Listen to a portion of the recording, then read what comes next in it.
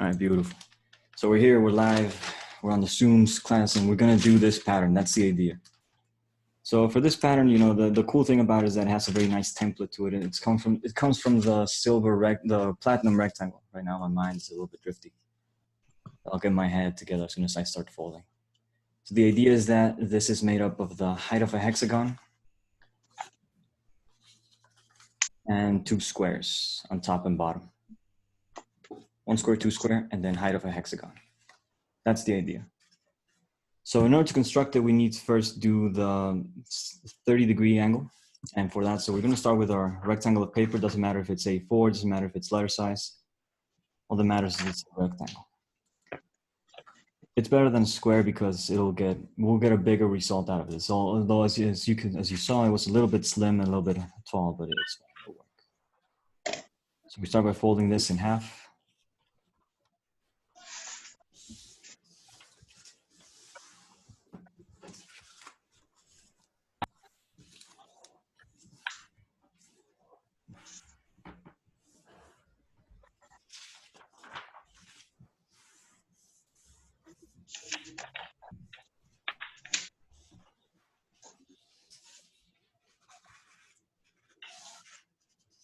And we're going to do the 60-degree angle. We could take that corner, put it on the top there.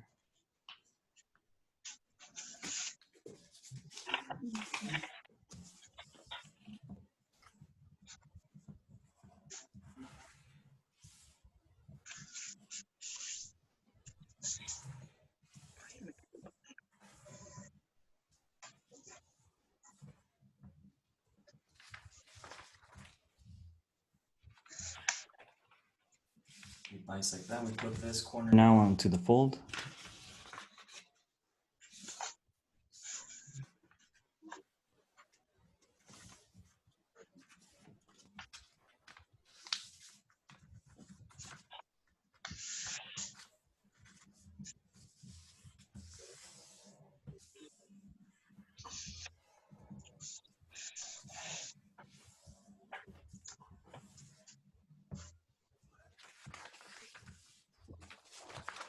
We're going to open it up just to show what we have there. So we have this line that goes up to the center here. If we did another one, we would get an equilateral triangle, yeah? So now we want to bisect this one, the one that's the one that goes off to the higher side, okay? We're going to bisect this. We're going to take this line and we're going to put it on the fold.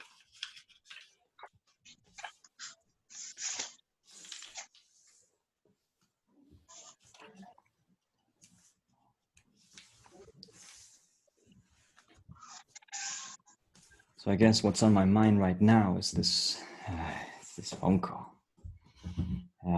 So it's this client who asked me to do these colored pieces, right? I don't know if you saw on my Instagram. Yeah, a while back I started posting these pictures of these pieces that have colors in them. So once we have this top point here that we hit, that's the line that's the point we're gonna draw a perpendicular line from. From there we shoot a line that hits the bottom edge in a perpendicular line. Up, up.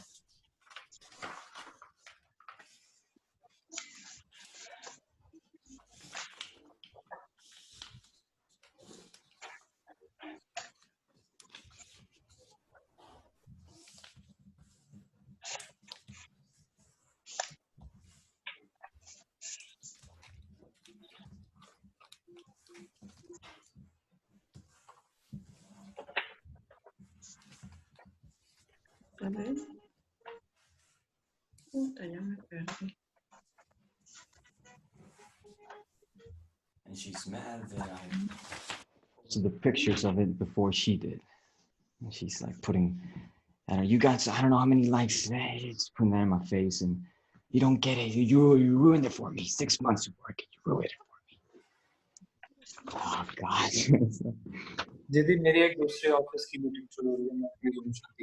I'm gonna imagine that that's not for me. Okay. So this rectangle that we have here, this is the platinum rectangle. This one that we have right here. So we're gonna cut that away.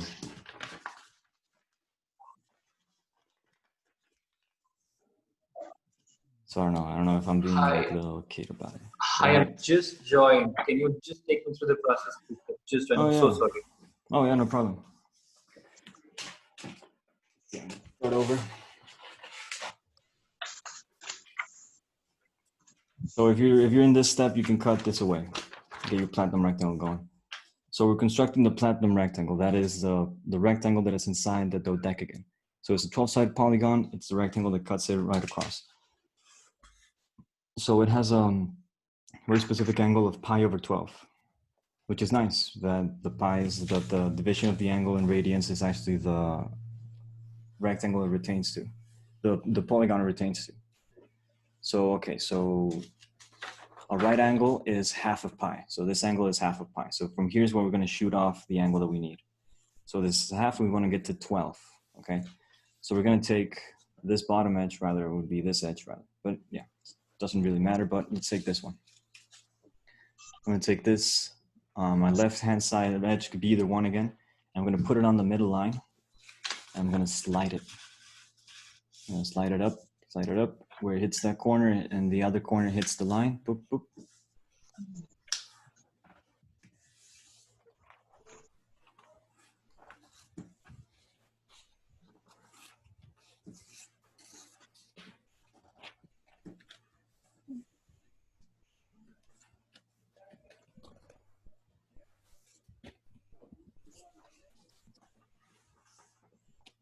And then we're going to bisect again, because this is the line that we're cutting. So this is the line that's we're sort of dividing right now. So if we do this division,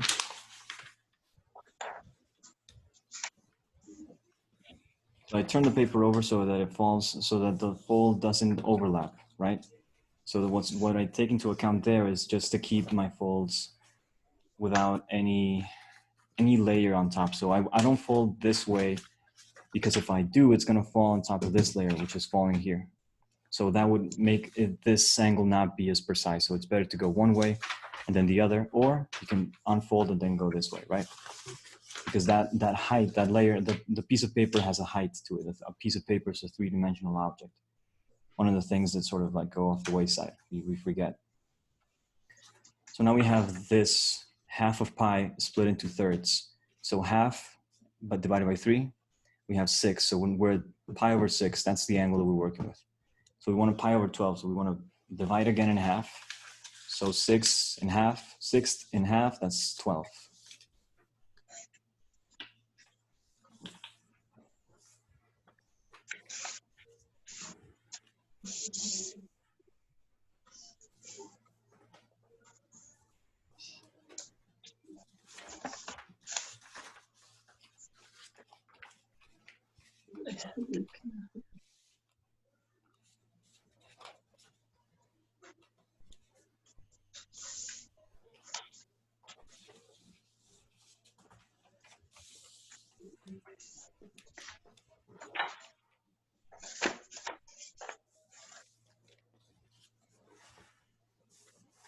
And so this, where I'm doing this last point, is just where that line hits the top edge, where it's divided, right? Because in here, we're still working on the corner. But in here, we have a line where it hits, where that hits, that's where we're doing a perpendicular line. So if you don't know how to do that, a perpendicular line pretty much is, well, we establish a point where that sort of originates from, and then we make sure that on the other side, the fold falls on the edge. So this same line falls, and this is exactly on top of itself. So that's what guarantees perpendicularity. So we cut this away. So I just drive it with the nail, go one way, go with the other.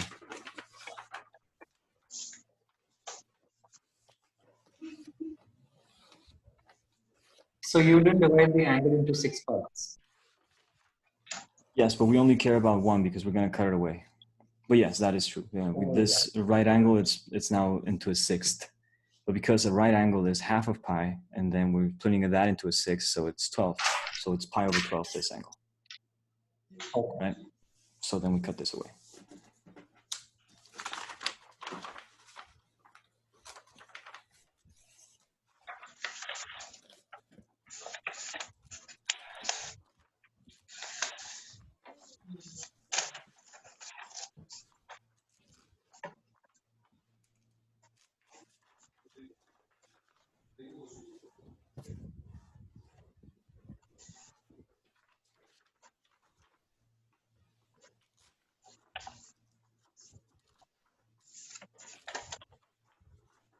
Now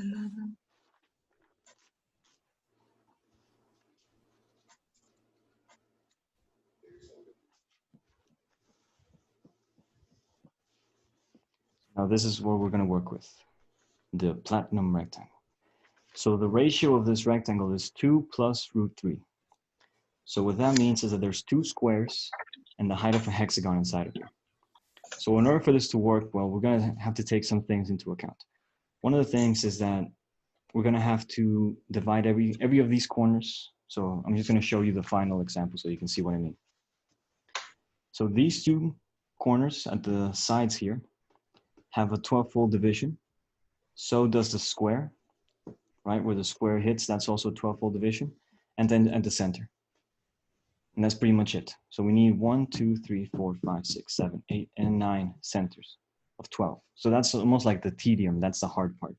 So we just have to like do a little bit of bouncing, a little bit of finding all these division lines in order to have, an easier time folding this. But once we have all these lines folded in, just the division lines, the radial lines, everything else will just fall into place. It'll be very nice. It'll be very cool, very nice. Okay. So first off, we're going to get these 2 points and these 2 points into a 12-fold division. That's going to be, I think, the easier. So we already have this. So we can just, again, divide this into half. Because that one was a 6, right? So at each of these corners, we have to count 6 divisions.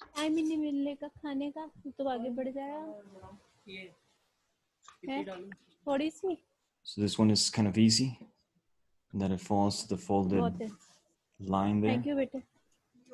The next one is also kind of easy because it falls pretty much just like a 45 angle, right? A pi over 4. Right?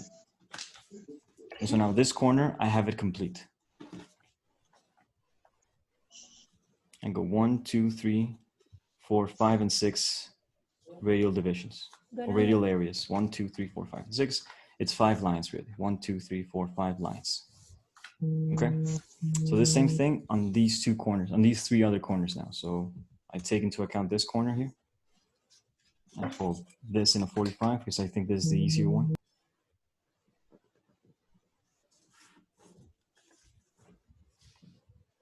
So now we can take the center line into account. So I'm just going to fold this in half like this.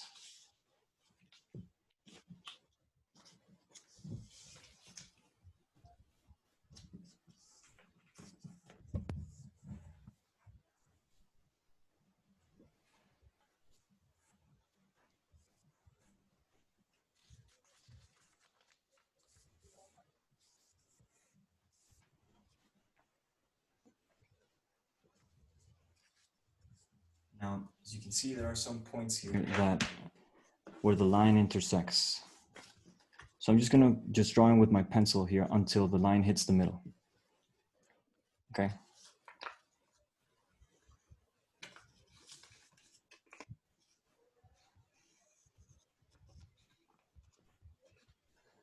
So this is just to orient me a little bit. Because if I'm going to repeat this process on this other side, then these are going to come also into contact with it. So by virtue of that, there should be some relationships that we can take advantage of. For instance, one is the corner will hit this point, and it'll give me the one underneath, the 45.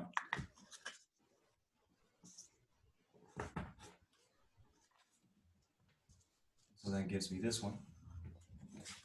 This one I already have. So now the one underneath is going to be just the bisection of this, so we can just fold that. Make it fall right there.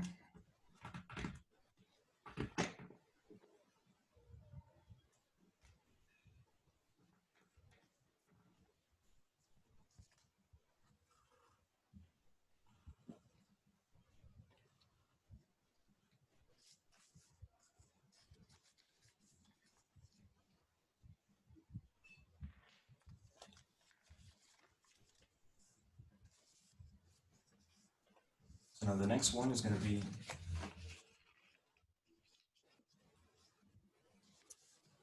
where you can see even how this line, this is going to be the second one.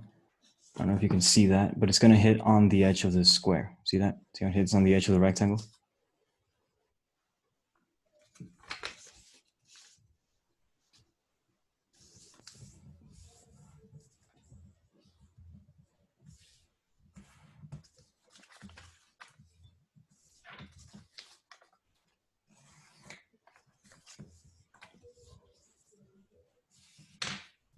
And finally, the next one is going to be this bisection.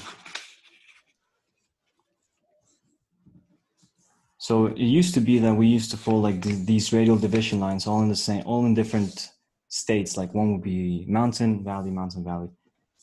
Also note how this one should hit the opposite corner of the rectangle.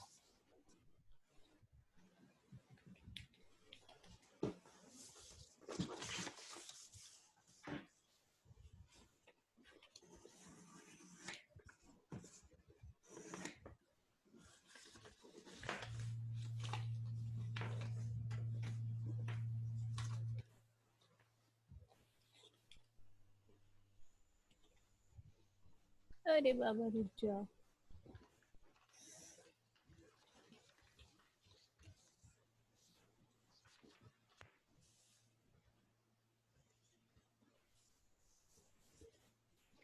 Okay. Ooh, out of focus. Yeah. There we go. So now, same thing that we have here. Now, it's kind of interesting the way this happens, but for right now, I'm also going to take into account this extension of the square. So these points right here, where we have a square drawn, are also going to be centers. Okay, so in order for that to make a little bit more sense, I'm going to fold this back. I'm going to fold this the other way. That's only so that I can do this move that I'm going to do, but it's going to make me a little bit easier. It's going to make it a little bit easier for me. So where that line hits there, I'm going to then do this perpendicular drawing, like so. Now, there are certain disadvantages to doing it this way. One of it is that we're missing like this sort of like nice relationship, in that if we did the other corners first before doing this, if we did these two corners like we're doing these same, the point where this falls is this point for this one. So for the other side, where this point hits, this is where this edge is going to land in order to do the square, I believe. If I'm not mistaken. Yeah, it looks right. You can even do it with this side. And you can even see that that looks like a square. And just to corroborate, I could fold that back.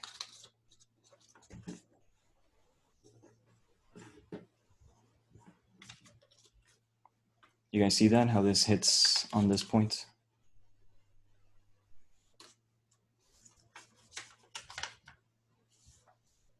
So I'm not completely lost, but there it is. Now the reason I folded this back was only to get it so it could be easier to fold this the other way.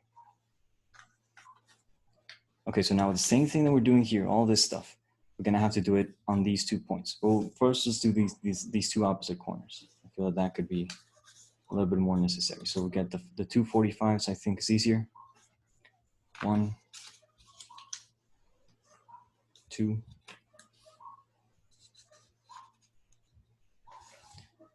Then we can take the edge and we put it on the center line.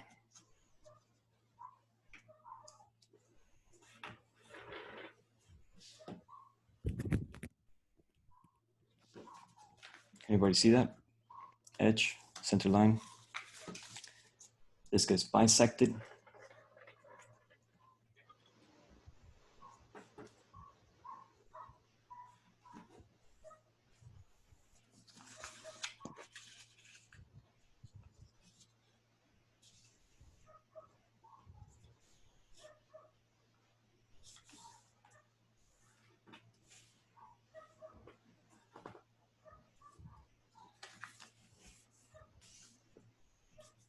So same deal with here, the bisection.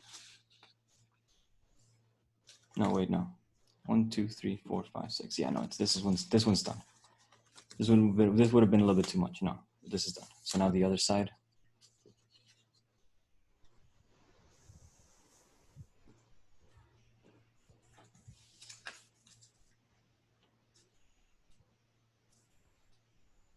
Now the plantum rectangle is really, I saw that even the art of Islamic pattern, they were doing this version of like two patterns, right? They were doing one on the sort of like inside a hexagon and then doing inside of the square. So it's a nice coincidence.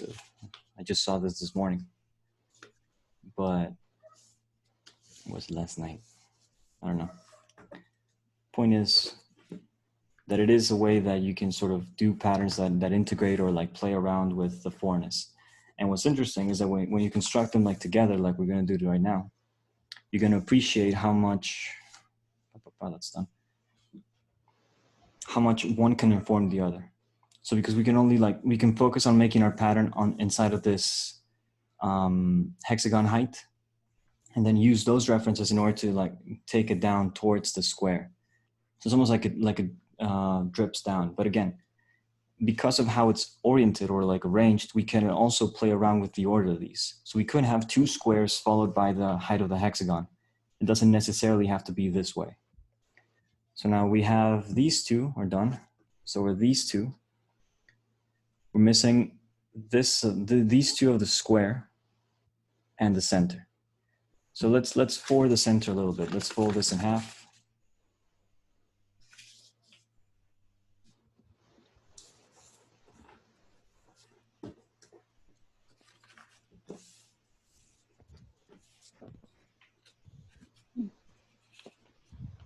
And now what I'm doing, well, a little bit at a time, little bits at a time.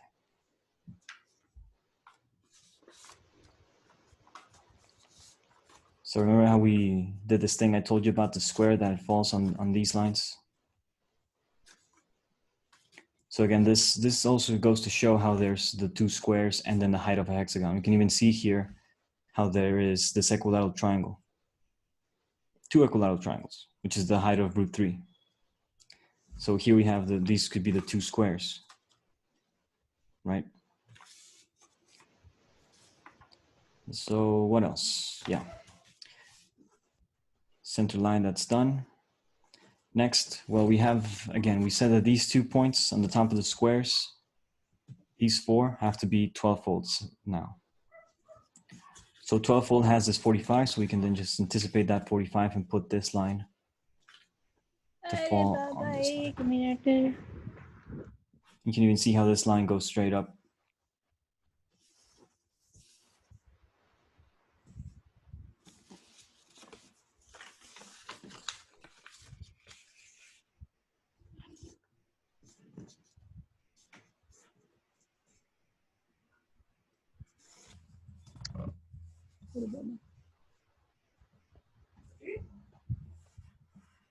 मुझे तो कुछ समझ में नहीं आया क्या तो करूँ ना ओके ये है ही off centre Somebody say something? I'm asking a question.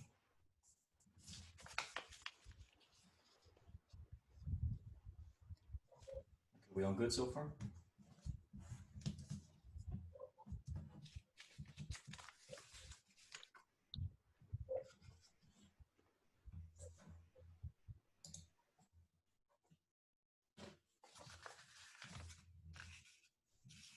So it goes one way, then it goes the other.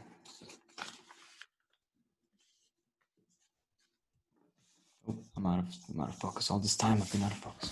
I'll put that there. Get my center.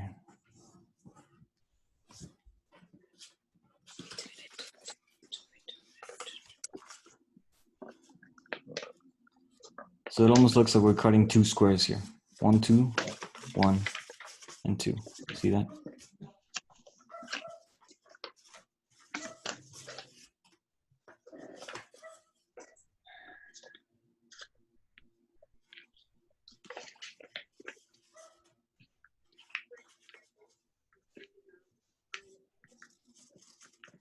Now it's important that we don't lose sight of where our sort of intentions lie. So for this one, we're going to take this edge, and we're going to put it on this middle line like so.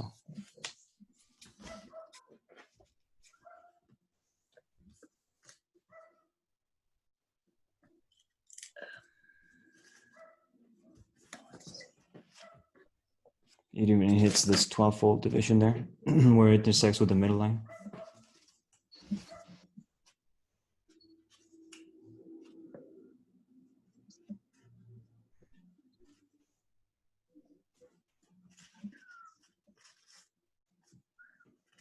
Sorry, could you just repeat that one?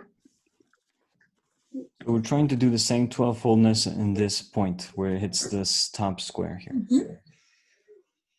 So the way we do that is we can take the edge and we can put it on this point where it hits this middle line. So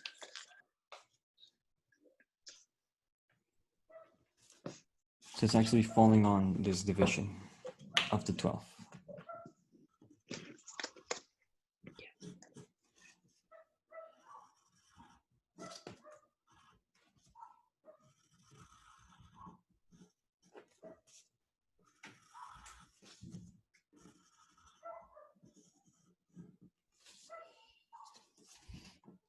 So notice how that's hitting there.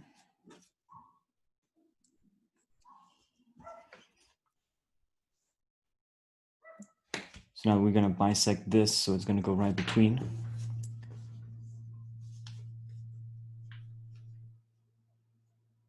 You can even see that it hits then over here on the top.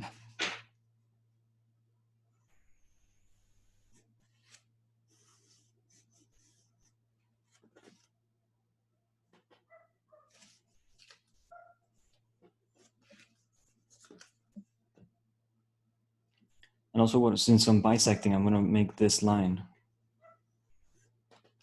fall on this one in order to get this one.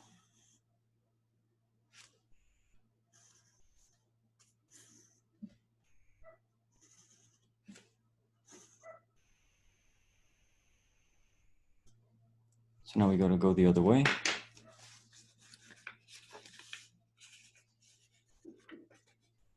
Now, because we're so this is going to be like the harder one because we don't have any sort of clear reference. I don't know if that makes sense. So what we can do, well, because what I mean by that is when we start folding this, we see that this sort of goes out. So that shouldn't be too much of a problem if we had some clear guidance. Like for instance, I see that that line falls on itself and also originates from there. That's one way to do it. Another way to do it would be to make a little bit of an opposite there. So again, make this crease a mountain. That's one. This is like an alternative way of doing it. So we can then combine these two as a mountain and valley like so.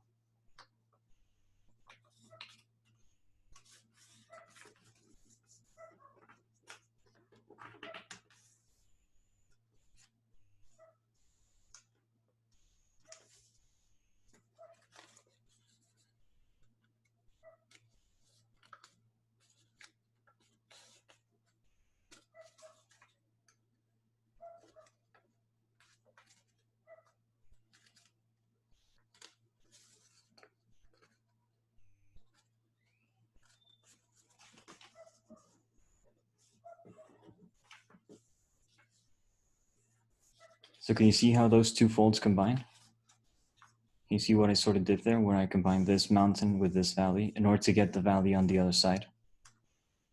So I had this, and then I just have to like work it as a hinge. I can just have those connect, and then that falls the other way. That's one way to do it. You can see that in fact it is just about this line falling on itself.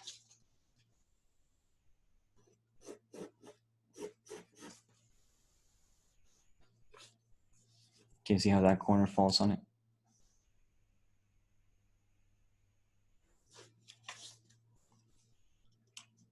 So again, now we have this one, and now we just need to bisect this, so we can just take this edge of the square, we can then put that on the fold.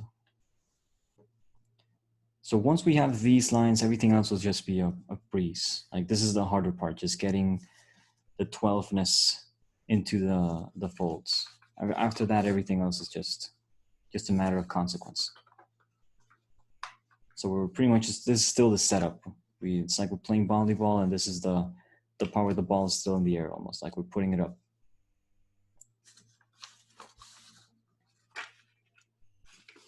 So again, just take into account that in the case for this one, this is actually going to go full 12. So this one I'm going to have 1, 2, 3, 4, 5, 6. Half of my square is 6, so then half of the other square is also going to be 6. I don't know if you can see that.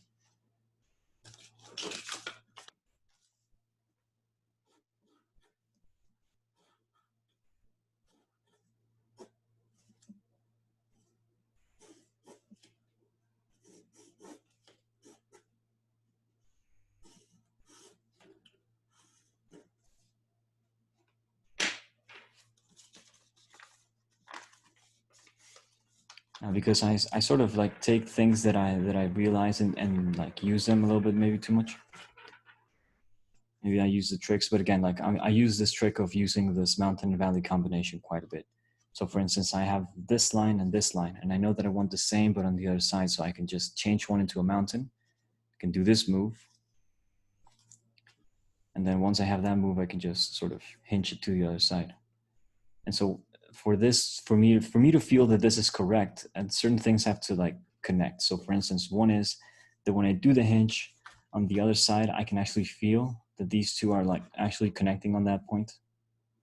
I don't know how to explain that, but there's something that you can feel. So when you have it like this, if they're not connecting, you're gonna tell like these lines are not gonna match, because this fold that we have here should match with the other side of the edge. So when you combine them, they actually will look like this. Like they're coming out of the same shape there.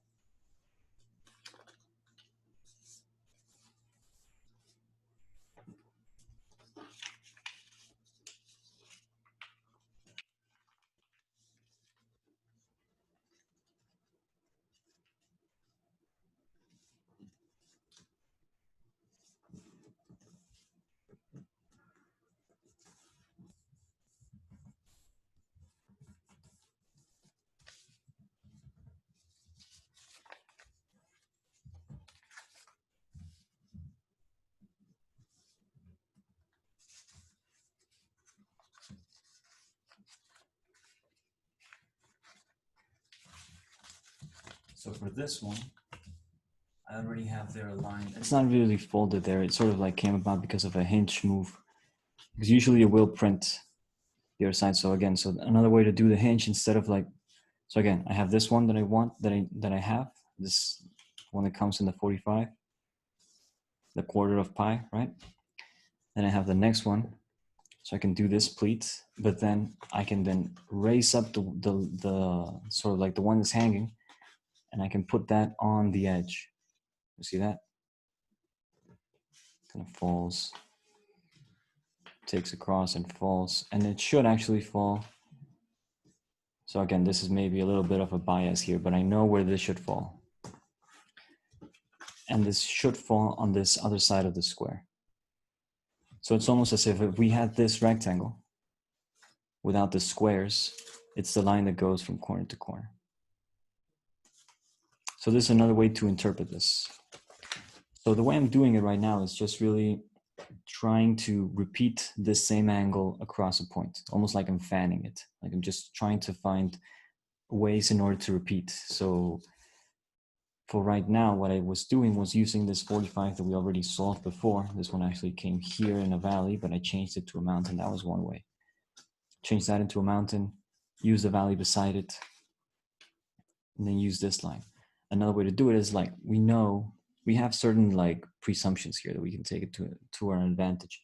One of them is that this corner of the square is actually going to fall to the other corner of the square, because there's a height of a hexagon. And the height of a hexagon has this angle across it.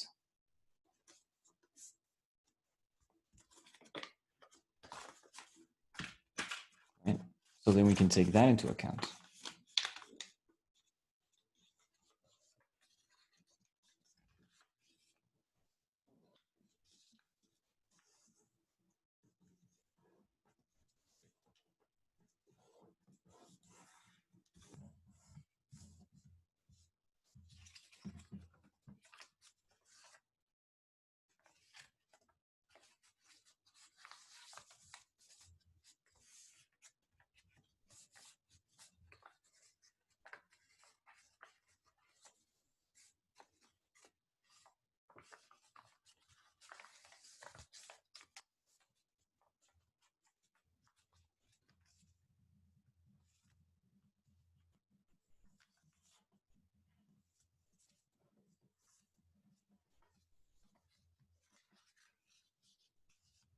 what I'm doing here is, again, using the edge as a reference.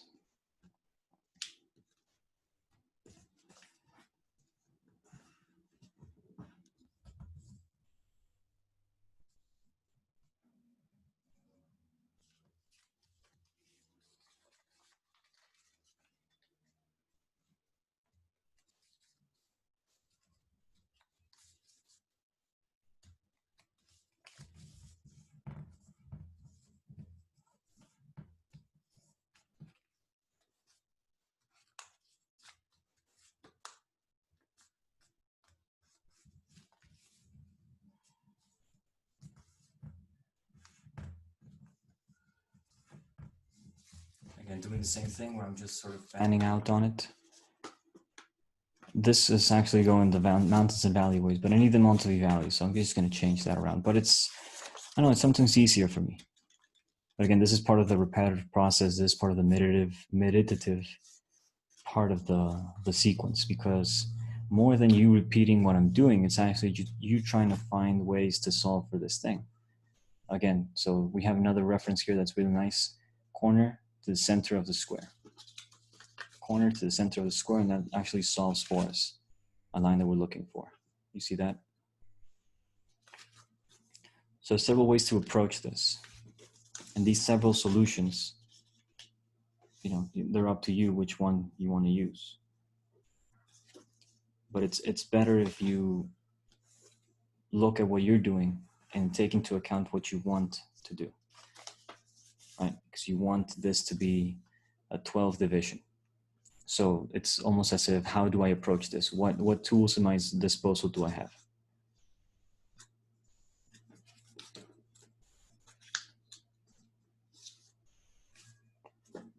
So for instance, there you can, when you solve one, you can then fold that and then realize which relationship you can use. For instance, this one falls in this intersection.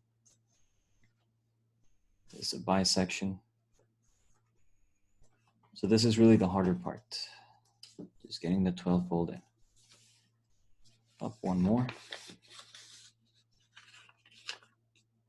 Yeah.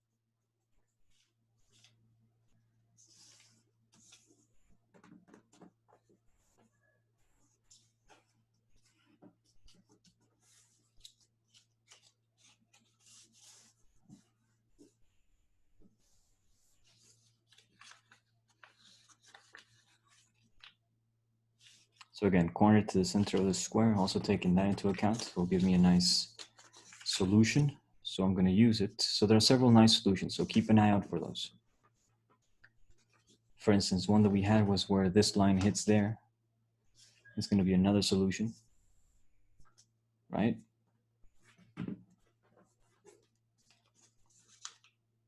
Another line there. So yeah, my mind just keeps going back to this phone call because I think that she was right. To a certain extent, I think that she's right. But in another line, in another way of thinking about it, I think she's wrong. But like, I can't be right. Like, I can't win this one. I actually have to like somehow submit. And I don't like that. I don't like that one bit. So the idea is that she hired me, like she says, all right, I want you to come to my house and I want you to teach me how to fold. And I go and I teach her how to fold and she goes like, well, no, you just like, you're too good. I want to do this piece, but the deadline is coming up. So here's what, I'll pay you to do it. And then, you know, I'll say that I did it. I'm like, sure. I didn't get it then. I think now that I'm trying to think back, I'm like, oh, she kind of like suggested it the whole time. But so she gave me all these papers that she painted with this handicapped girl, mentally handicapped girl. She works with this institute, like charity work, I guess. And I thought, cool, you know, it's this handicapped girl. There's all this, like, I don't know, it's like all this thing, this energy behind it. So cool. Okay, I take the papers. They're very pretty. And I sat on them for a while because I couldn't decide on which design to do. I just couldn't figure out what the right one was going to be. So eventually I finally come across this pattern. And I mean by come across, like I designed it. It took a long time of just tinkering and tinkering. And I found this thing. I was like, oh, this is so cool. It's actually like God is in this design. Like that's how excited I was of that design. Like, oh, this is perfect. I'm going to do that for the colored papers. So I did them and I like exhausted the whole lot of paper that she gave me. Again, minding the 12th fold, just doing that solution, just going for the 12th. At these points of the square, both squares, all four corners of both squares have to be 12-fold. And then the center, and then once we have those divisions, we're set. So we're almost there. I'm just missing a couple more lines. I turn it in. Eventually, I finish all the piece, and yeah, she was just like on my ass for those deadlines. She was just like on top of me, going like, "Where's the piece? I want the piece. People are waiting for it." And I'm trying to do that, and eventually, because just to, I guess, like I was so excited, I posted a picture of the process on Instagram. But like, the thing was that the picture I posted was the same picture that she sent to a museum, going like, "This is my work. Isn't it amazing?" So then the museum saw the picture on Instagram. We're like, "Wait, you say you did it. Like this kid put it up on his Instagram. What gives?" And she's like angry, like, "Oh, please don't post things on Instagram. Like you're ruining my work. 6 months of work that you ruined for me." And I'm like, "Oh, gee, I'm sorry." And she goes, "Well, if you're gonna post more, just let me know." I was like, "Okay." And she's like, "I can't tell you to put it down because that's a lot of likes." And I'm like, "Yeah, cool. People like it. Isn't that nice?" "No, it was mine. It's supposed to be me." And yeah, so she was probably pissed.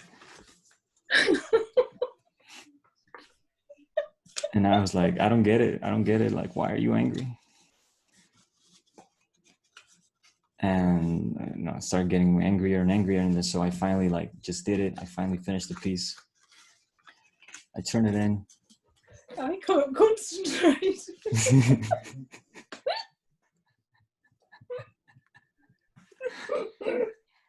Oh, this is the adventures. The Chronicles of Folders. It was two pieces too. Like she wanted me to do two pieces, like two different works of art. And she paid me like, what was it? For two pieces of art, and she wanted both to like measure a meter squared. Both of them had to be a meter squared. Oh, by the way, another nice relationship. The height of the hexagon, the rectangle of the hexagon corner to the opposite corner goes through the center, because these are all equilateral triangles, right? So we're gonna highlight some figures once we set this in. So yeah, so she paid me $500 for both, and she supposedly has been doing artwork for 40 years, she says. So for 40 years she's done art, she's seen it all, she says. And then she sees this kid up and coming. He's like, that's me. I'm like trying my best. I'm doing the art. She trusts me. She wants me to do something, and I'm doing good. People are liking the thing, and then she says like, "Oh, you're just making yourself bigger through my work. This is all mine. And how dare you? This was not supposed to be me." Like that kind of attitude. So at one point, You should have done it incorrectly and then let her have it. That's where we're at. That's exactly where we're at. Because during the process, I took a picture of, like, once I had more pieces, I put a lot of them on my desk, and I took a picture of it in that way that it was, and it was like a different arrangement to the final one that I had. And she was like, "Oh, that was better. You should have done that one. You just got all the glory. You have some pieces in you. I know." It's like, whoa. And so, well, the thing was, with all the paper that she gave me, I couldn't fill up the space. Like, it was just too much space, and the pieces weren't enough. And there were already like 500, 600 pieces. Like, by this point, several months had passed. A lot of sleepless night had gone by. And I had spent, she gave me $500 for both the pieces. By this point, I had already spent like 200 of them, just in like gas, laser cutting, and paying somebody to help me fold the pieces. So I'm almost halfway through like what she paid me, and I'm not even done with one. And like I'm working on both. And I turn it in finally, and she just says something like, "This looks incomplete. This makes no sense. This." She doesn't like it, right? And she says, "Well, it's incomplete because it's not filled up. Like the whole meter squared is not filled up. There are some like empty spaces." I'm like, "Well, you're gonna have to pay me a little bit more. Like I can't spend more money and then like not make a profit out of this. I'm sorry. It's like it's not worth it. You're not worth it. I'm sorry." And she doesn't want to pay. So I'm not like a nice person. She guilts me into it, and I make more pieces for her. I give it to her, and she's like, "No, it's still not enough. It's still not filled up." It's like, wow, forget it then. And then she just told me today, like, I sent her a message going like, "Hey, by the way, like, I'm gonna be on this origami talk thing, and your piece, like the piece we did together with your pieces, was selected for the marketing. Just to let you know." Yeah, she didn't take kindly to it. Like, well, I talked to my lawyers. Like, what lawyers? I didn't sign anything. Oh. Like, yeah, I want you to credit me every time you use that picture. I want my name. I want my link to my Instagram. I'm like, no. Oh. So yeah, so I'm dealing with that right now. That's outrageous. It's pretty outrageous. But see, then it like hits me like maybe it is my ego. Maybe it is me trying to like become bigger through her work. I'm thinking, no, she's manipulating me. She's gaslighting me. She's making me feel bad about myself and my work. She's like telling me like, well, I talked to somebody and they said that it looks like a rag. I didn't want to tell you, but it looks like a rag. So just then you do it. Crazy. But that's how it goes. Millions of people live in this world. Anybody recognize that little poem by Ozzy Osbourne? Going off the rails on a crazy train. You know, I really like that song, but the riff at the beginning is way better than the rest of the song. So here I'm just like drawing in. So I finished my 12-foldness. Now I'm just drawing in some lines just to like denote them. So really all I care about is the point where the lines sort of intersect. So where the folds intersect, that's really all I care about. Like, sure, some lines. Where have we got all the 12 folds? Can you just show me again? Yeah, so I'm 12 missing fold. a lot. So I'm gonna turn it over and I'm going to sort of draw an arrow towards the points that have. So it's here,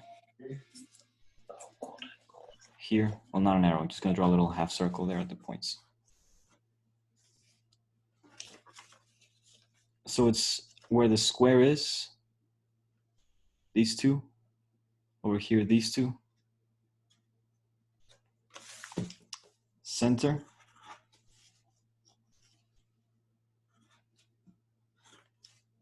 These. And these. So this is as good a time as any to like prove that this is actually root 3 plus 2. So this is unit length. This is square. So therefore, this distance is the same as the unit. So we have a 1. Afterwards, we have an equilateral triangle here. And how can we prove that it's an equilateral triangle? Well, I can take my unit length and I can put it onto that line, see how that matches. And just by this, just by process of doing this, I can see that they're equal. See that? How they complete. So therefore, the unit line and the line that goes towards the center are the same. So we have an equilateral triangle. The height of an equilateral triangle is root 3 over 2 if the unit length is 1. So root 3 over 2, and then we have another equilateral triangle, so root 3 over 2. We sum those, now we have root 3, and now we have another square. Therefore, 1 plus root 3 plus 1, because they are collinear. They're on the same line. So 1, root 3, 1. 2 plus root 3. This is the platinum ratio.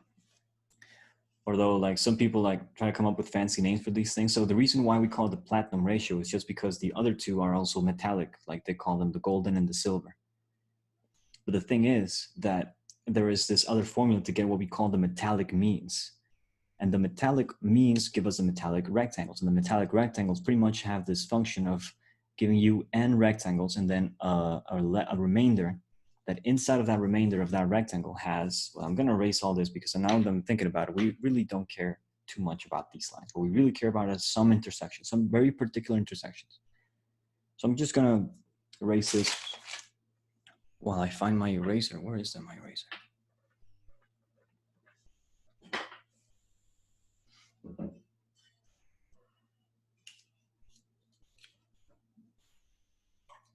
So yeah, the metallic means, and the idea is that, right? So there's going to be n squares. I'm just going to have to use the pencil eraser because I don't know what that is. It's weird how you can see something like a minute ago and it's like, yeah, I just saw it. Where was it? Where did I see it? It's like a gnome in here. Yeah, it's me. So yeah, n squares and then a leftover bit. And that applies nicely for the golden and the silver. So the golden, we know it is 1 plus root 5 over 2. So this ratio gives us a square, like 1 squared. So this is like n equals 1. The formula is, I think, n squared plus, no, what was it? N. No, it's n plus n squared, no, plus square root of n squared plus 4 over 2. So this one would be 1 plus 4, 5 over 2. Pretty much. This is a plus minus, but yeah, whatever. So when we go, so that means that when we have this rectangle that has 1 square and then a leftover bit that has inside of it 1 square and a left, it's not, you know, properly drawn, but yeah, you get the idea, right? Square and then leftover bit that has inside of it 1 square and a leftover bit, on and on and on. And then the one that goes n2 would go like 2 plus 2 squared, that's 4, plus 4, that's 8 over 2. So root a, we can also describe it as root 2 over 2, right? That's another way we can write it down. So 2 plus 2 root 3 over 2 over 2. So we just simplify this and we get 1 plus root 2. And that's the silver rectangle. And that one has 2 squares, so like 1 square, 2 square, and then a leftover bit that inside of it has 1 square, 2 square, and leftover that has 1 square and 2 square, and it goes on and on and on. So it very nicely matches to the metallic ratios. The thing is that when we go to n3, it has nothing to do with anything. Well, not to do with anything. Like it'll apply to this, but it's not related to any of the sacred numbers, or any of the sacred ratios, because this rectangle, it fits inside of an octagon nicely. That's the idea of it. And then the golden one, well, the golden one is a little bit different. The golden one can be more like, you know, this would be 1, this would be root 5 over 3. I guess if we wanted, we could take, because this is 1 plus root 5 over 2, and that's a diagonal of a pentagon, we could take these two and like descend them. And where they intersect, that would be the little cap on a pentagon. So we could use the golden rectangle in order to draw some sort of thing with the pentagon. Some sort of thing, but it's not really, yeah. Depends on how you look at it, right? We could also look at this as the cap of the pentagon. It's like we're taking the little cap and we're putting those up in a perpendicular angle. Another way of looking at it backwards, right? The platinum rectangle is not related to any formula like this. The platinum rectangle has more to do with the dodecagon. I'm not going to even draw it. I'm just going to go back to my thing and finally erase, like I said I would. Because now that we have the relationships, everything else is just going to come into place. It'll be much easier after this, I promise. So the reason why I'm erasing these is because I want the lines to be more, I want you to just see the reference points. So not all lines are going to be sort of that significant right now. Okay. But I will tell you this, I'm going to focus right now on this triangle. So for my intents and purposes, I'm just going to focus right now on a single rectangle, on a single triangle. Okay. Okay. So inside of this, we could apply anything that we've learned in the previous classes, right? Previous classes, we've done some different like Islamic patterns inside of equilateral triangles. Well, this is a shining moment, right? This is the point where we could like take advantage of that. So one of the ones that I did for this one is related to, so here I'm just going to show you. So we need this line here. Does it matter that I've not got all my 12 folds yet? You need some. You need some. I've got the majority. I'm missing one area. I'm going to highlight the very important point that we need. Because we don't really, like, the reason why I put all the 12-fold lines in is just because it's easier than to bounce lines if that need be, you know, but we don't really need them all. So I want you to take note of this point. Inside of the triangle, there's a 45 angle, the one that crosses the square, and that one hits, right? This one actually goes up and across. You see that? Well, with these points hit, here's what we're gonna do. Pay attention, because it is like the crux, this is the shining moment. We're gonna fold the square like this, tuck it away, and we're gonna take the bottom point, that is to say, like the point where this line hits the edge, we're gonna put this point and put it on that intersection. 1, 2, buckle my shoe, yeah?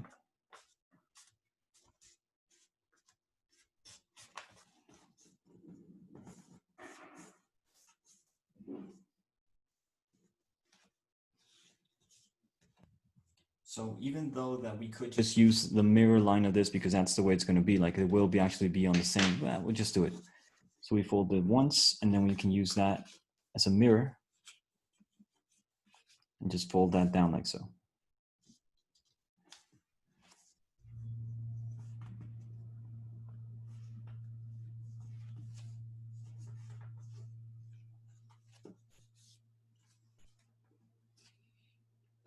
So now the reason why I was talking about folding the lines in for the bounces, there are several reasons why, but sometimes I feel that the bounces tend to be a little bit more complicated than I lead on.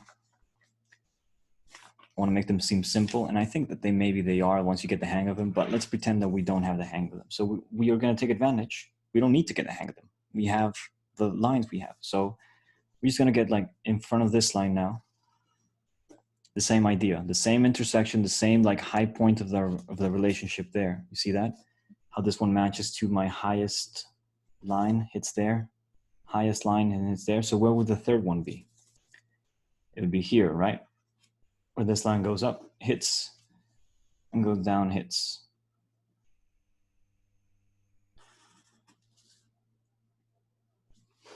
So now we have these points, 1 and 2. We can take these and put them there.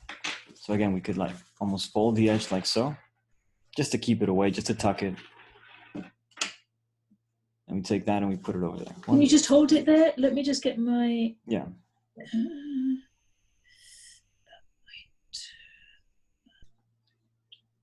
Okay.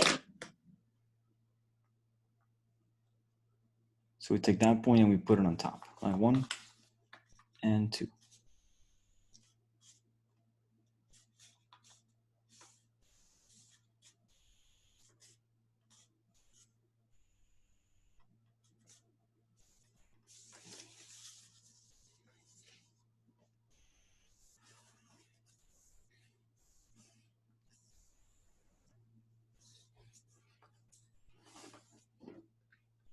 You can even appreciate how like we have actually a line that goes through it. Like one of the divisions on the other corner actually goes through that point. You see that? So we can even take that into account and just put that into there. Yeah. Do you see how the whole line matches there? Boom, boom. Isn't that nice? So 1 and then 2, the other one as well.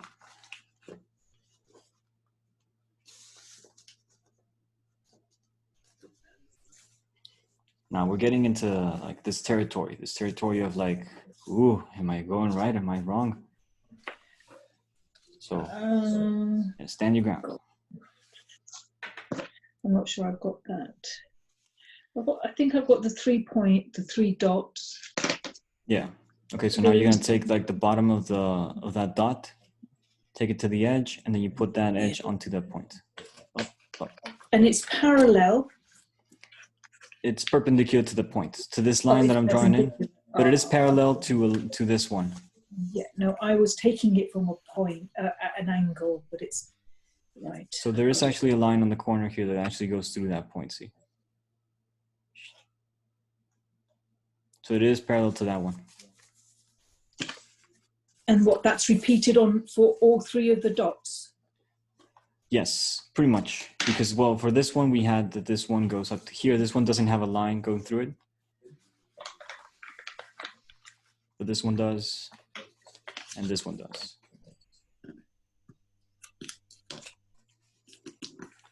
So now I'm going to take my pen, because now this is actually the pattern line.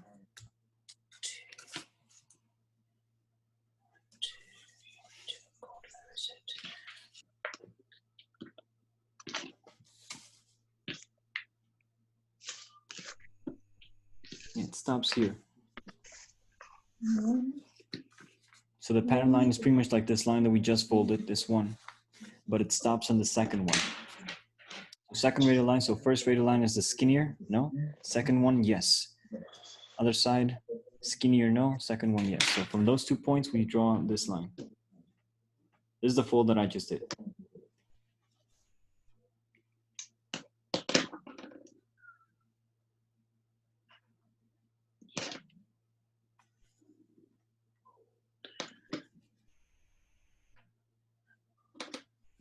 And for the other one,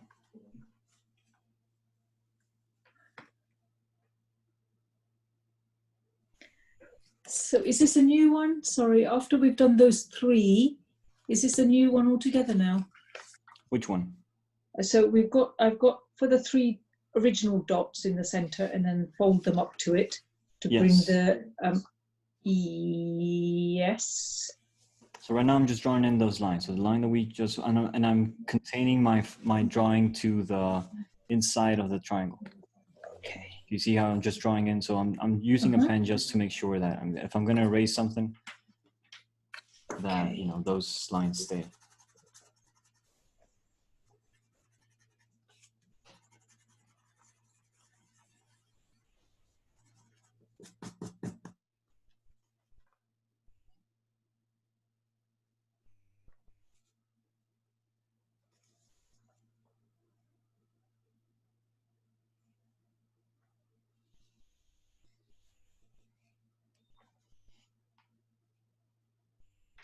Now this one isn't so much a crux, but it is, I guess, kind of tricky.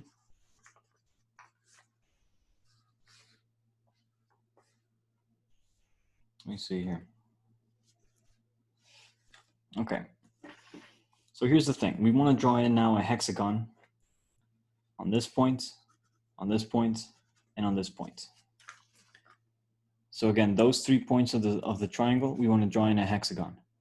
And the way that looks is, well, we needed these points then to be sort of like this angle to draw in a hexagon. So we don't have those lines, but we do have some radial lines pertaining to the 12. So there will be a relationship. So for instance, I'm going to take that up, sort of cross it like that. And this line should fall.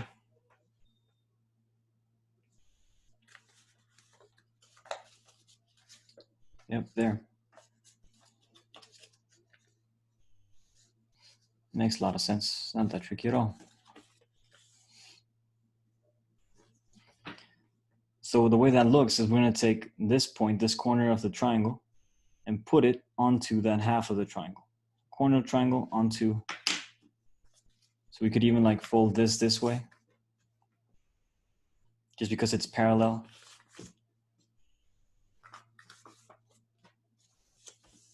And you can even appreciate that better.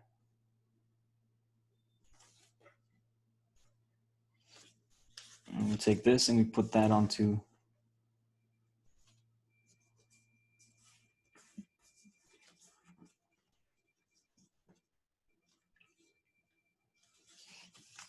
so again, I'm just like trying to take advantage of the symmetry of the thing.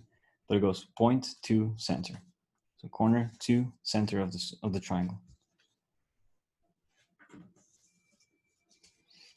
I'm just gonna keep drawing in a little bit at a time, so you guys can see sort of what's up. So now same thing over here.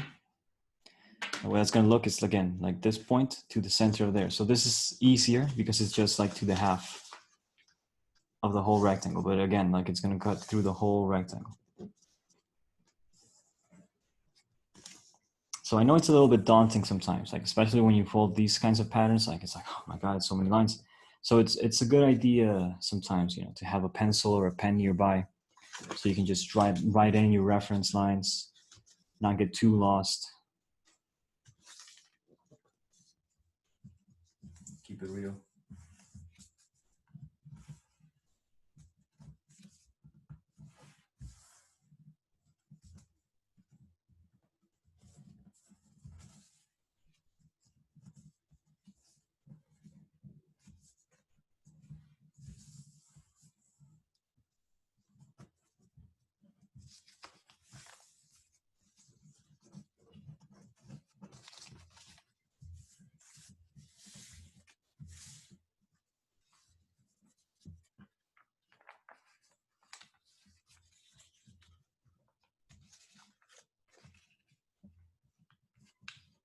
So again, it's like taking exactly this corner, this point, and putting it on this line. That's simple as it gets. There's only going to be one fold that accomplishes this. So corner of the triangle to the center of the triangle.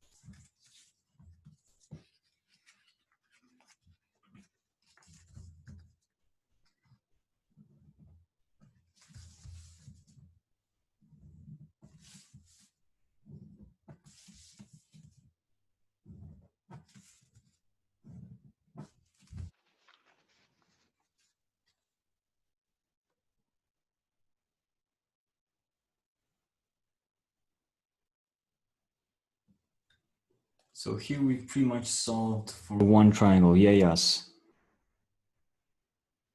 Now we need to solve for like the rest of it, right? So it's a little bit daunting, a little bit. But again, like we can take advantage of certain lines, certain folds, and use it to our advantage. Now, here's the cool thing about this. We're gonna be sort of using this ratio, using this triangle as a basis for our pattern. So this is actually gonna sort of inform the rest of it.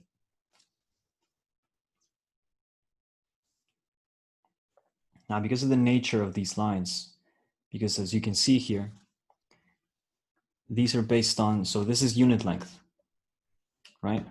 So if we took a compass and we drew in a circle around these points, we would have that the circle is going around the center of the radial line. Okay? So what I mean by that is that there's also going to be this relationship here in the middle. So in order, like, if we want to cross over to this side, we can take advantage of what we know here and apply it to this square. So for instance, what we know, we can fold the square in half.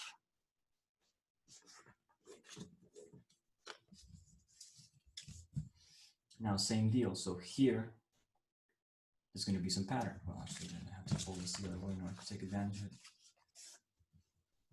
So usually the way I do it, apparently I'm not doing it right like that right now, is that the radial lines are folded the opposite states of the pattern lines. So the pattern lines and the radial lines are in different states. I think that's the ideal. I think that's better. But in this case, I think I got a little bit distracted there and folded everything on the same side. I mean, it's fine. I mean, I can always just fold the same line the other way. But you know, for consistency's sake, I think it is better to have it that way.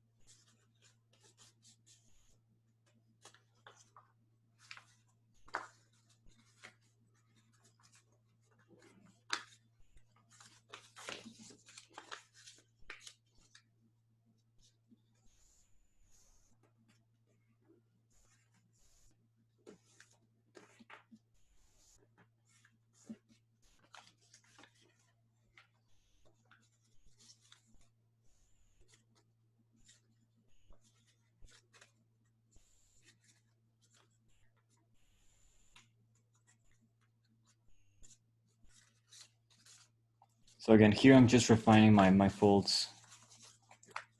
No pattern yet.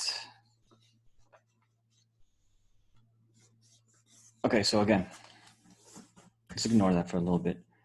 We've solved for a single triangle, so this solution for a triangle is going to extend all over for this. So here we pretty much have to take this and then just sort of take it across. So we can do that for this other triangle. So let's solve for this first. Let's solve for the center hexagon first, and we'll jump over. So several ways to do it. So one way is that, well, this is going to bounce back, right? So what I mean by that is we can take, so I'm very hesitant right now to try and use the mirror trick because I know that there are other ways to do it. And there's really no need to apply that trick. No need to quote unquote.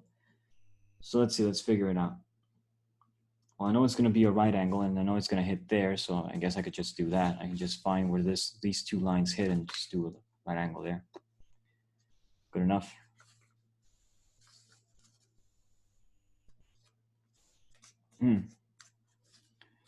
So that's interesting. When we fold this, the corner of the square, like the middle point of the square, the bottom, this point is actually hitting the center of the square over here. Center of the square, corner of the square, we take that and we put it over there. Pop, pop.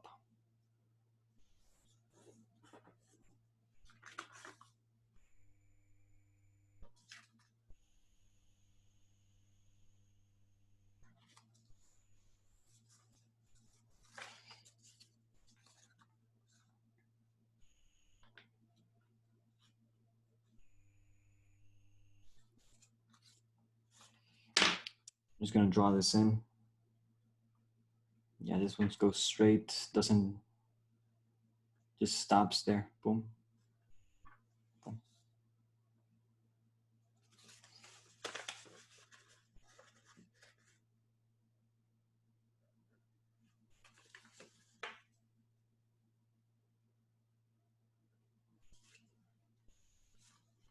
I just drew this in because I can sort of see how it's gonna come down and complete this.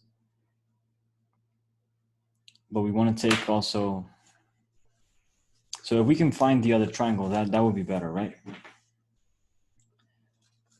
we have it in parts. But it's the same sort of trick where it goes there, then it hits down. So this line is also already solved.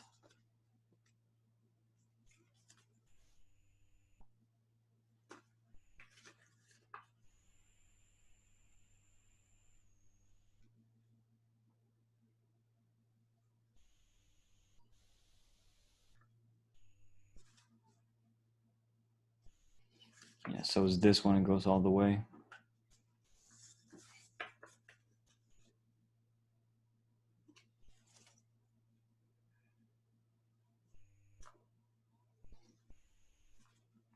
So what's cool about this pattern is that it's a very sort of simple configuration, but it becomes very complicated once we add just like a little spin to it. So the line we're missing right now is just the one that completes this shape. So, all right, so here's the mirror trick. I have my line that I know that it's coming in, and I have the point where I know it hits.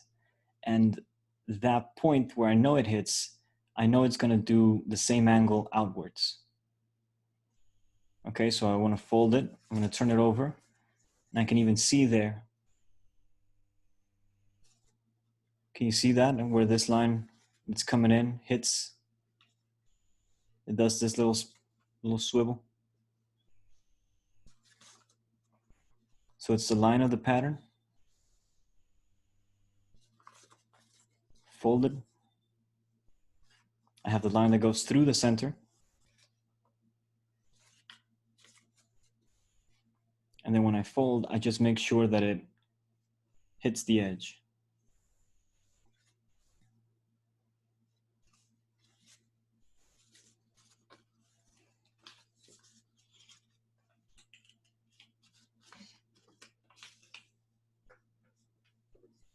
So now that I unfold it, I can see what I did. You can even appreciate how this actually, that line, that point hits on the bottom of the triangle. And this, because I've circled it, is the center. So it's almost like it's this corner hitting the top of the triangle there. Boop, boop.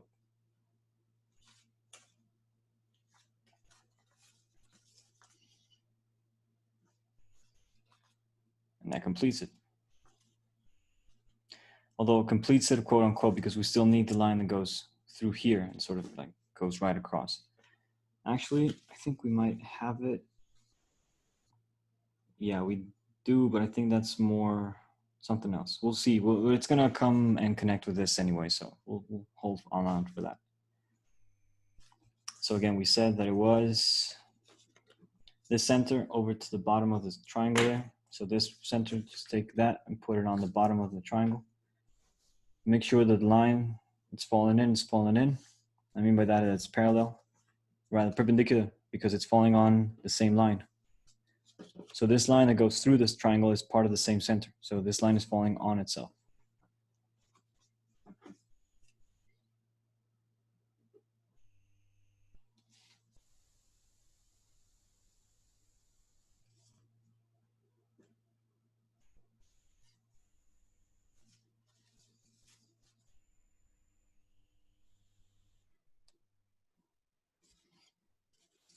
So we can even start to see on the other side and a little bit appreciate how this is sort of completing. Now my style is very much just like drawing in a little bit and then taking it back and then drawing in a little bit and taking it back. But I'm aware that some people like prefer to have all the lines in first and then draw the thing.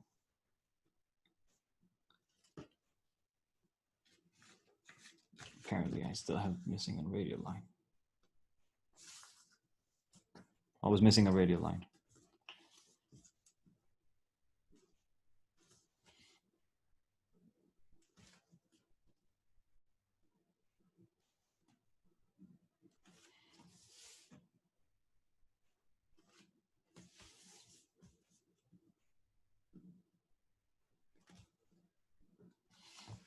So with what we have right now, we should be able to complete this part of the pattern.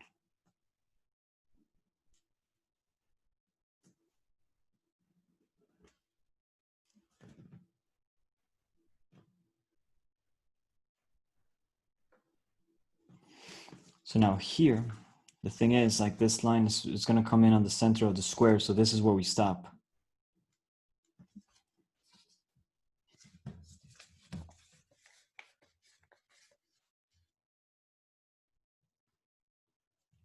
We're stopping on the radial lines of the square.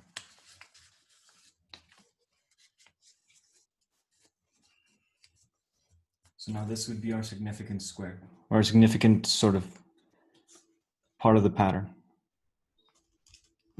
Just as much as what's significant in here is this triangle. So really, like, if we wanted, you could just cut away this shape and just copy that all over. Like this is pretty much it. Here, here, and here. So inside of this sort of rhomboid thing, where you have half a square and a third of a triangle, that's pretty much the pattern. Because we just need like this, copy that over here, complete it over there, like make a hexagon shape using this. And then this again, just bounce it and complete it. So, you know, and here we have enough information to complete the pattern. But the thing is, the way we're doing it right now requires us to sort of construct the pattern as you know, all across our page.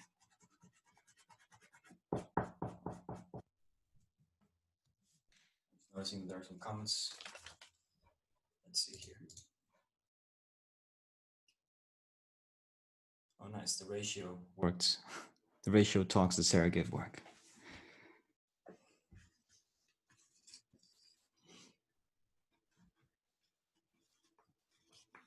Nice compliment. So here's the thing. I have a line that I have folded here, and I know where it's going to bounce. It's going to bounce at this radial line that goes to the center. I know where it's going to bounce. So I can fold that line first, the pattern line first. I can turn it over. And I can even see there, that's my center. And this is the line that I'm going to use. So if I activate this fold and start to bring it down, right here, this is where it's folding. You can see that boop, boop, it bounces. So the angle that comes in, it comes out that angle. Well, that's the idea at least.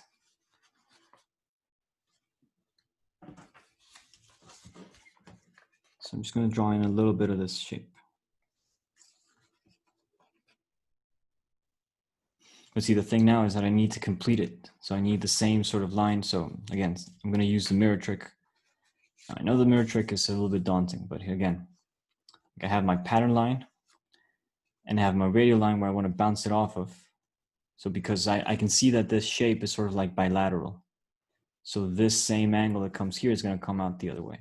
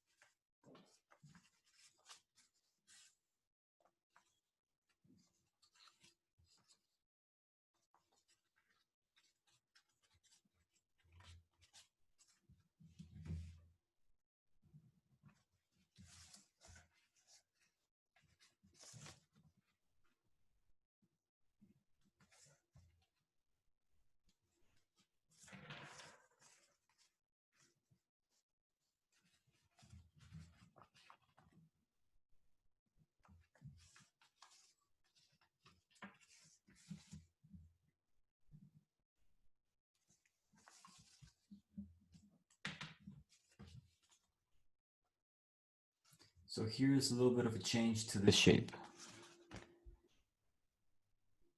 This is what I mean by bilateral. So on this line that goes through the center of the square, it's the same sort of thing happening on both sides.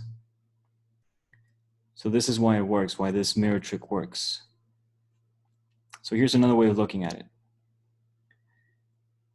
If we also have it like it's going to be half a square, so like what we do on this half is going to be on the other half, we can also solve it in that way. And that we can ask ourselves, well, what are we missing? Like for instance, I don't have this line on the other side, so I can fold this line of that pattern. It's this black line that comes in, it's that corner. And I can fold this half the square and turn it over. And then where that line hits,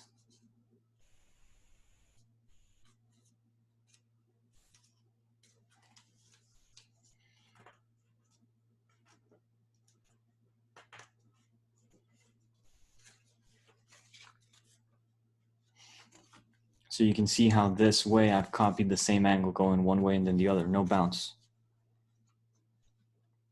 Rather just knowing that it's going to sort of be related in this way. These two are the same, so therefore, copy.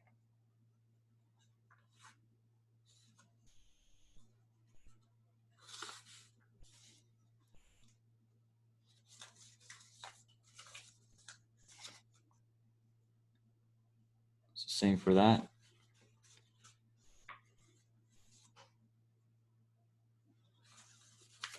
And then here for another example of it.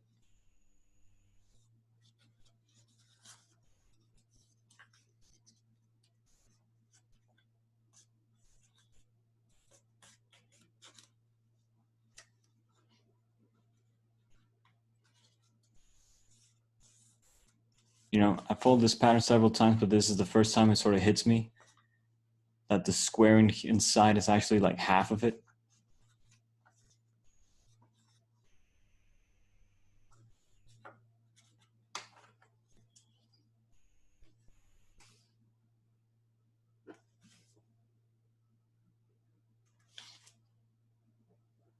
Actually, the whole square is part of the pattern.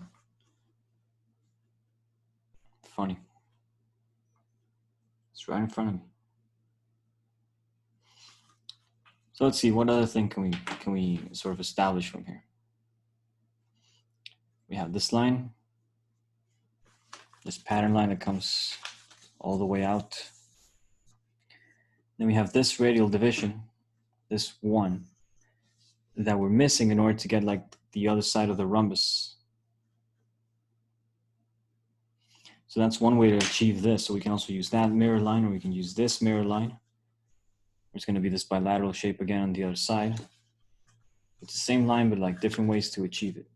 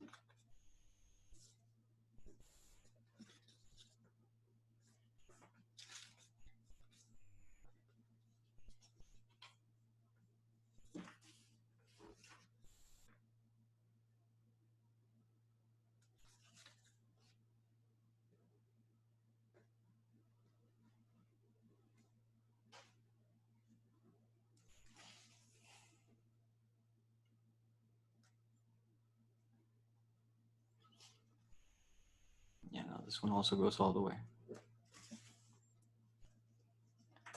So I think I got a little bit quiet here, but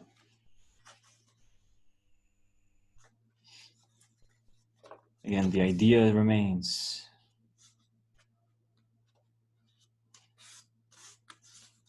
Almost trying to figure out like how to bounce, where to hit.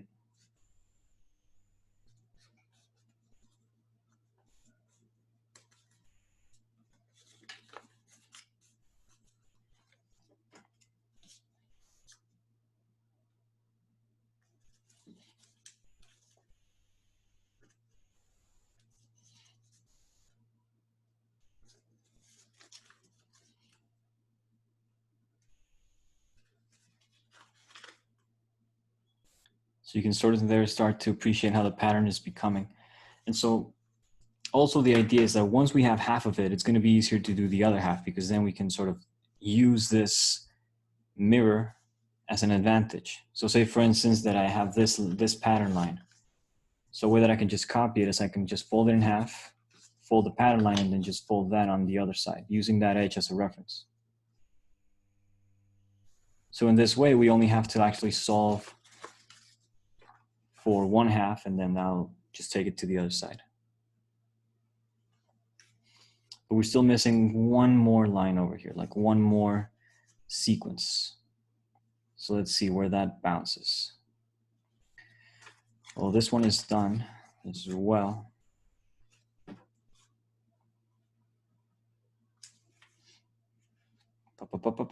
Okay, so this line, this pattern line comes down here. It's going to bounce off this corner division, 1, 2.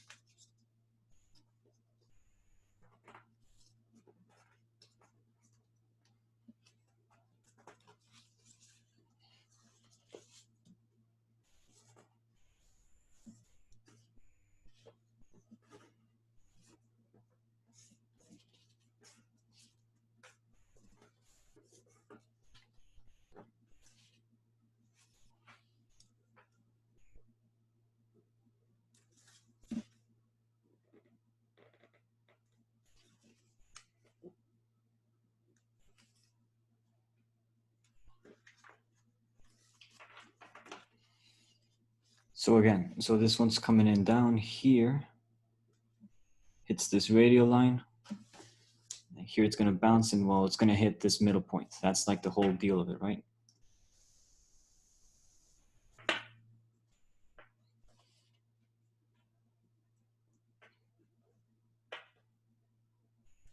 So again, corner to where the bottom of the triangle, corner to the bottom of the triangle. You can even appreciate how the fold is coming in on the pattern line.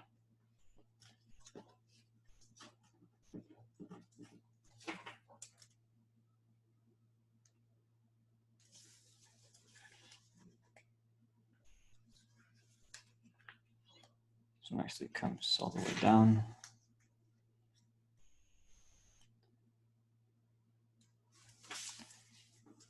And we're almost done. We're still missing one more line over here. Just the one that completes this petal. So pattern line, radial line, one, and using the edge.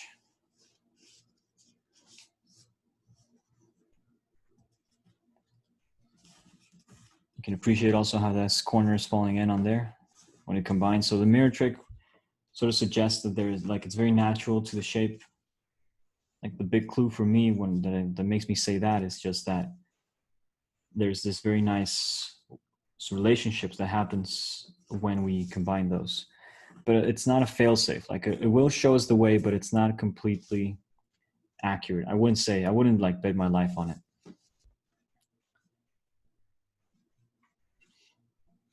But it will sort of solve for the big part of it. So it will give us enough information in order to pivot or like move around in order so we can feel confident with what we did.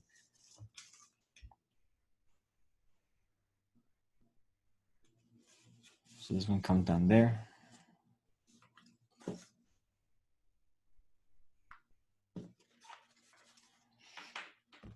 You can also see how this line is also bouncing. So it's almost like where this line hits, that's where this one originates.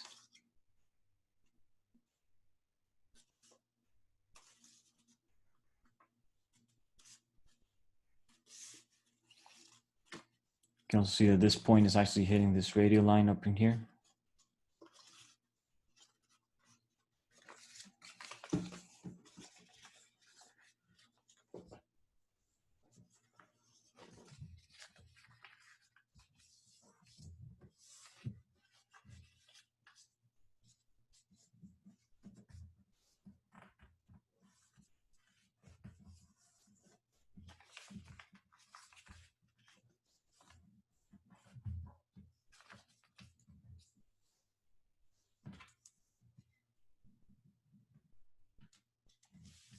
So I actually use this bottom line as a bounce. Could have also used this upper line here. So this relationship that we sort of brought in first, this one with the edge falling on that point, it's the same one, but on the other side.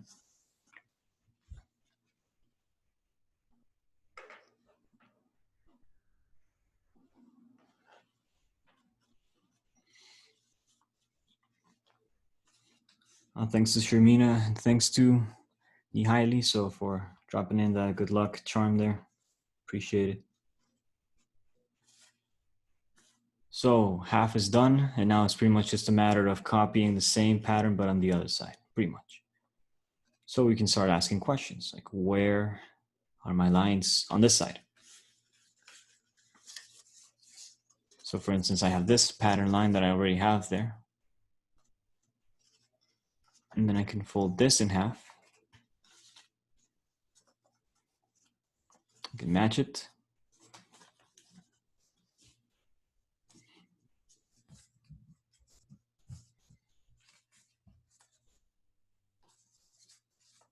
And then just fold this. So for this trick, what is very important is just that this corner, this one is touching the other corner. Very important. Because if it's off, then that means that the fold is not going to be exactly mirrored. So make sure that that is there. And then also because it's mirrored, this corner will fall over there on the other one.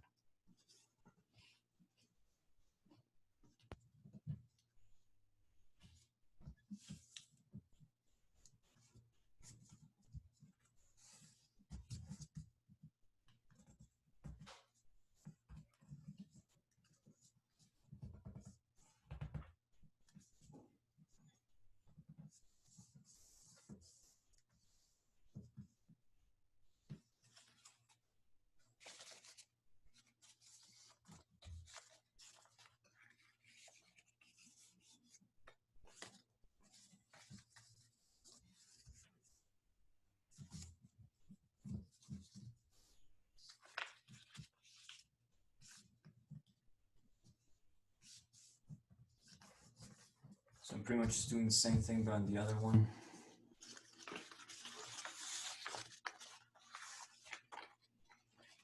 So I can do this for all pattern lines. So pattern line there, fold in half, line it up.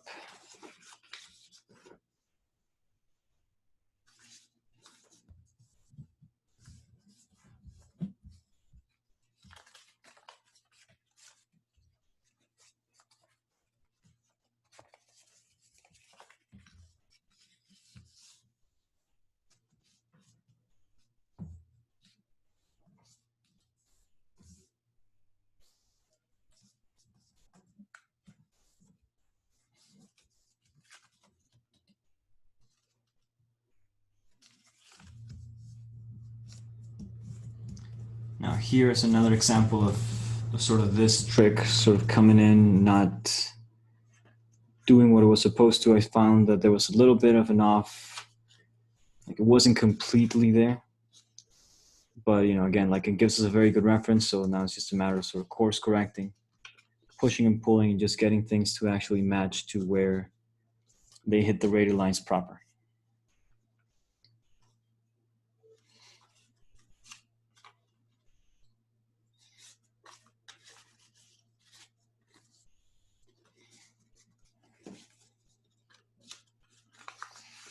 Now, this also, like, we could take this and then, you know, be done with it. And that, I mean, just use this half of the pattern.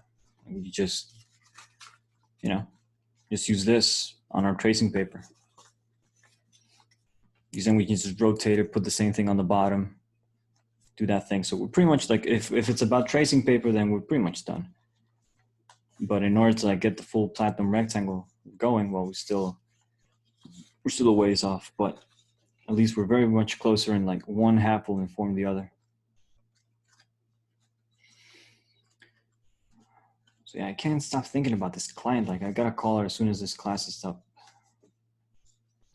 But see, what I'm thinking is like, she's mad because I took like her thunder, or like because she wanted to pretend that she did all the work. Like, oh, this is me. Aren't I great? But the thing is, like, if I put it up on my Instagram, and I put that picture up and people like it, and then she goes to the museum and goes like, here's the work, and they go like, wait, what's up with this kid? Well, she can just go like, oh yeah, no, we did it together. Like that's me. Like he's very proud of me. And then she could have called me like, hey, just say I did it, and you know, that would have been it. I mean, she could have like used the hype in her favor, but she got mad and it's like, no, you ruined it. I think that she just ruined herself. I didn't do nothing. Like I just put a picture on the internet. Like it's really that important to you? But again, like, am I being selfish? Like these are the questions, man. This is what doesn't let me like be at peace. Because a part of me is going like, well, you know, it is her work, and she didn't want to show it yet. She didn't think it was ready yet. And you just put it up online because you were so proud of it. So that's true.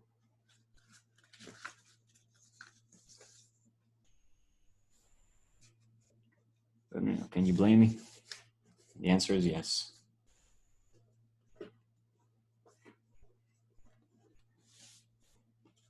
So I don't think she's off, but I have a hard time just like saying sorry, expecting us to have like this moment of, you know what, I'm sorry. Like she's like, I expect to go like, you know, I could have, you're right, I could have used it to my advantage. You know, I was blinded by my own anger or like disappointment in you. Like, yeah, you know, let's just put this behind us. I'm sorry. No, it's gonna be like, I'm sorry. She's like, yeah, you're sorry.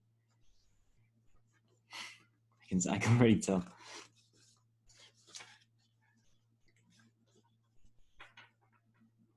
So yeah, so that doesn't give me much to work with. So let's not be too, like, the mirrors are good and all, but again, like I find that there are some times that I do need to course correct here. For instance, I know that my square is going to be like a chord of the square. So I know that that pattern is like pretty simple sort of arrangement. So it's just like the half lines, right? Just folding corner to the center there, corner to the center over here.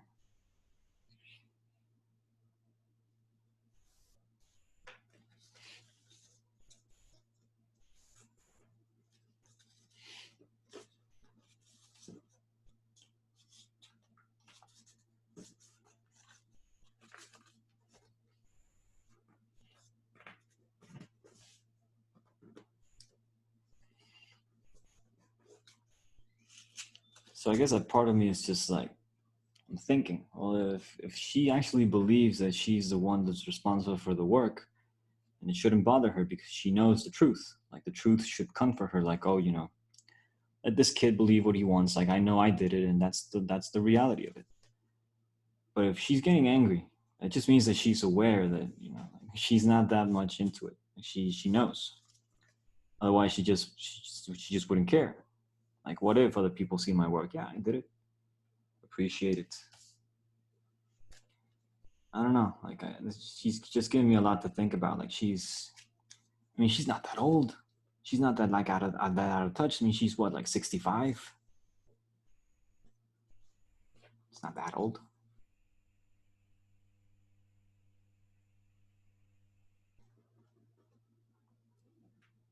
So I don't know. Is me venting here and doing class the appropriate and sane thing to do? No. But it's just something I think about a lot because I think both of us are wrong and both of us are right. But I think that she's just unable to see how she's wrong. But I'm so much better because I can see right. It's like that, and then I fail. Just because I put myself in that high horse position, going, well, at least I can admit I'm wrong. And every point I want is just like down the drain.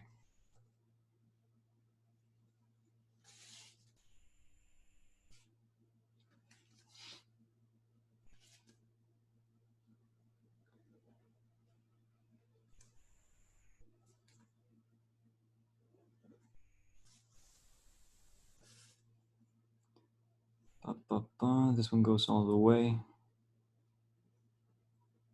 No, not all the way. It actually hits there, so my mistake. Yeah, this line does not go all the way.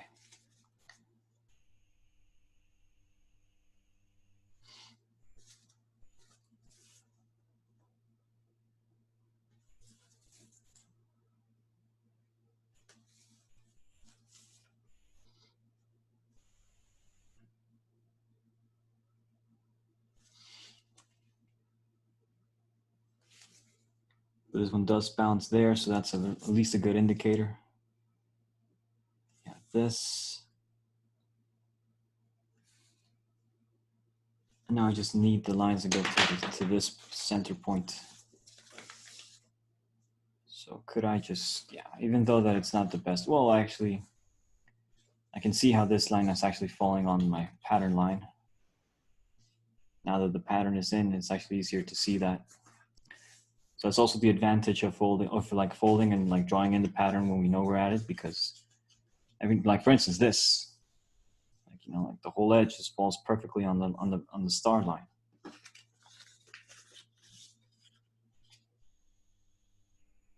So those sorts of coincidences just make me believe that folding is a very sort of natural process, at least a very cool way of like a natural way of bringing forth these relationships of space, which I think that's what the Islamic patterns are trying to sort of communicate, like pleasant relationships of space.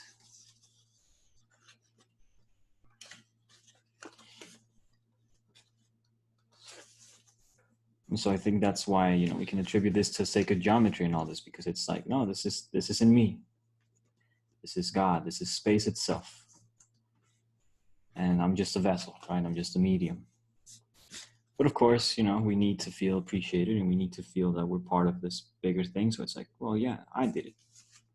Like if I wouldn't have done it, then this relationship wouldn't have come up. But like in the back of your mind, you know that the relationship don't need you. Then we go back to this ego thing.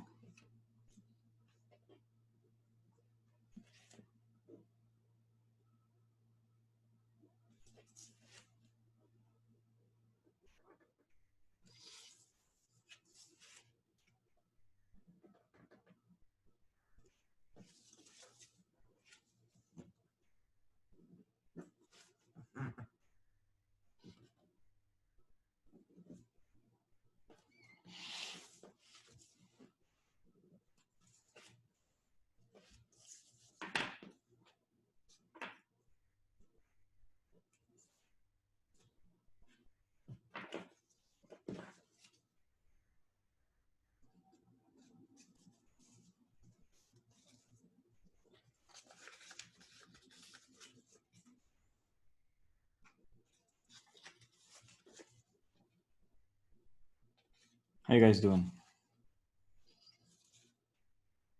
Are you near completion in your pattern? Did you get too crazy? Oh, let's see. Sarah's pulling it up. Oh, nice. Look at that. Oh, hers is actually very precise.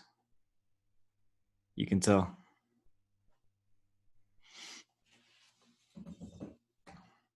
Cool.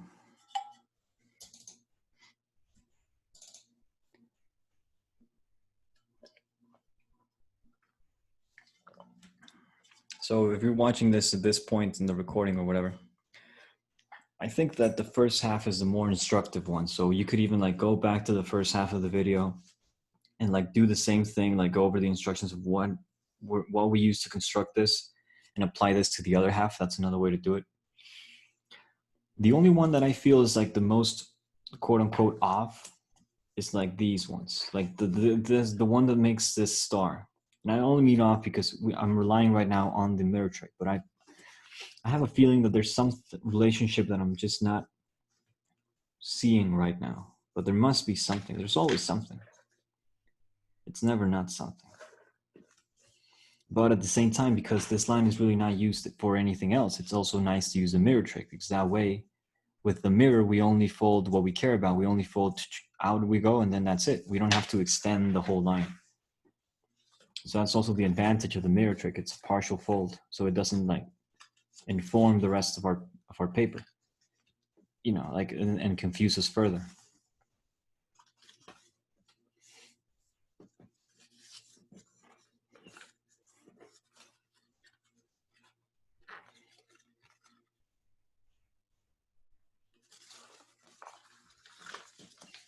Again, I think for me right now, it's very useful that on the back side I have little circles drawn in on my centers. That turned out to be very useful. In that when I'm doing a mirror line, for instance, like I fold my pattern line and then I'm turning my paper over, and I'm like, wait, so many lines, right? But then I can just sort of trace towards my center, and then just keep that in mind, like, oh yeah, that's the line.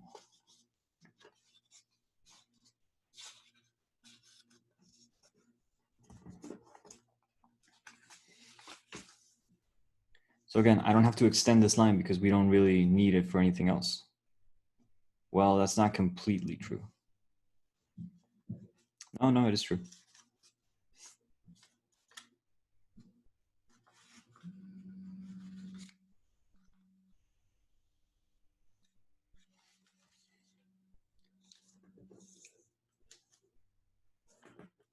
Yeah, but if I must keep venting about this, and I feel that I must. She said you put holy water in the thing. Like, what does that mean? I don't know. Oh yeah, that's too much. That's too much. Yeah, let's quit about talking about that right now. So yeah, the origami talk. That's gonna be fun. Very much looking forward to it. Super cool. Now I'm like, I don't know. It's funny to see like origami talking and like Robert Lang and like, oh my god, Robert Lang and like all these people and it's like me. It's like, whoa, like, I did not. I don't know. Did not see that coming. But at the same time, you know, it's like this very nice feeling. But at the same time, it's like, oh, you better watch out for that feeling. That's a dangerous feeling. Yeah, the ego plays tricks on you.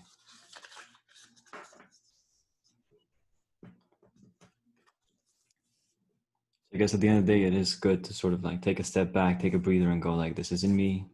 I don't exist. This is God. I can't take the credit. I mean, I can, but like, maybe I can fool people, but not God, you know. And God doesn't care. Like, I don't think God cares like one bit if I say or do whatever. I think I care, but not God.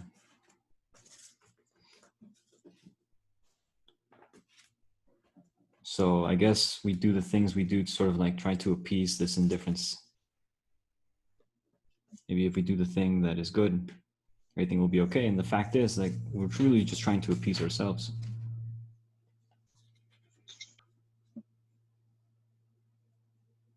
I don't know. I think that people really are like built in with the sense of, not a sense of morality per se, but I do feel that people know what's right. people know what's wrong. And yeah, maybe the true sort of justice or like the true laws are more based on freedom than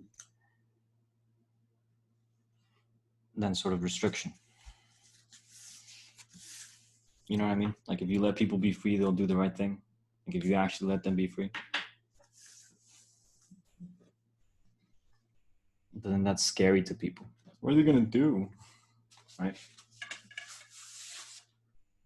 What if they come after me?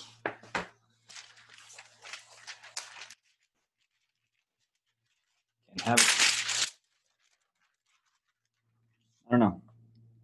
I used to think that, I still think it, but that the idea is that when you die, you get like this incredibly lucid like trip, like an actual like psychedelic experience.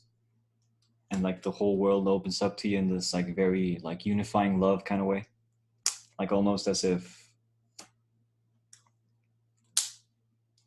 you get to experience unconditional love, like in a very like as an actual experience, not just as like a word. Oh yeah, unconditional love. No, like actually experience it towards yourself and everything, and towards you, and sort of like you let it go. So like I think that. So I was raised Catholic, right? Mexican Catholic, because there's a big difference. Because Mexican Catholic is more built on like, oh yeah, we're not conquistadors, we're nice people, right?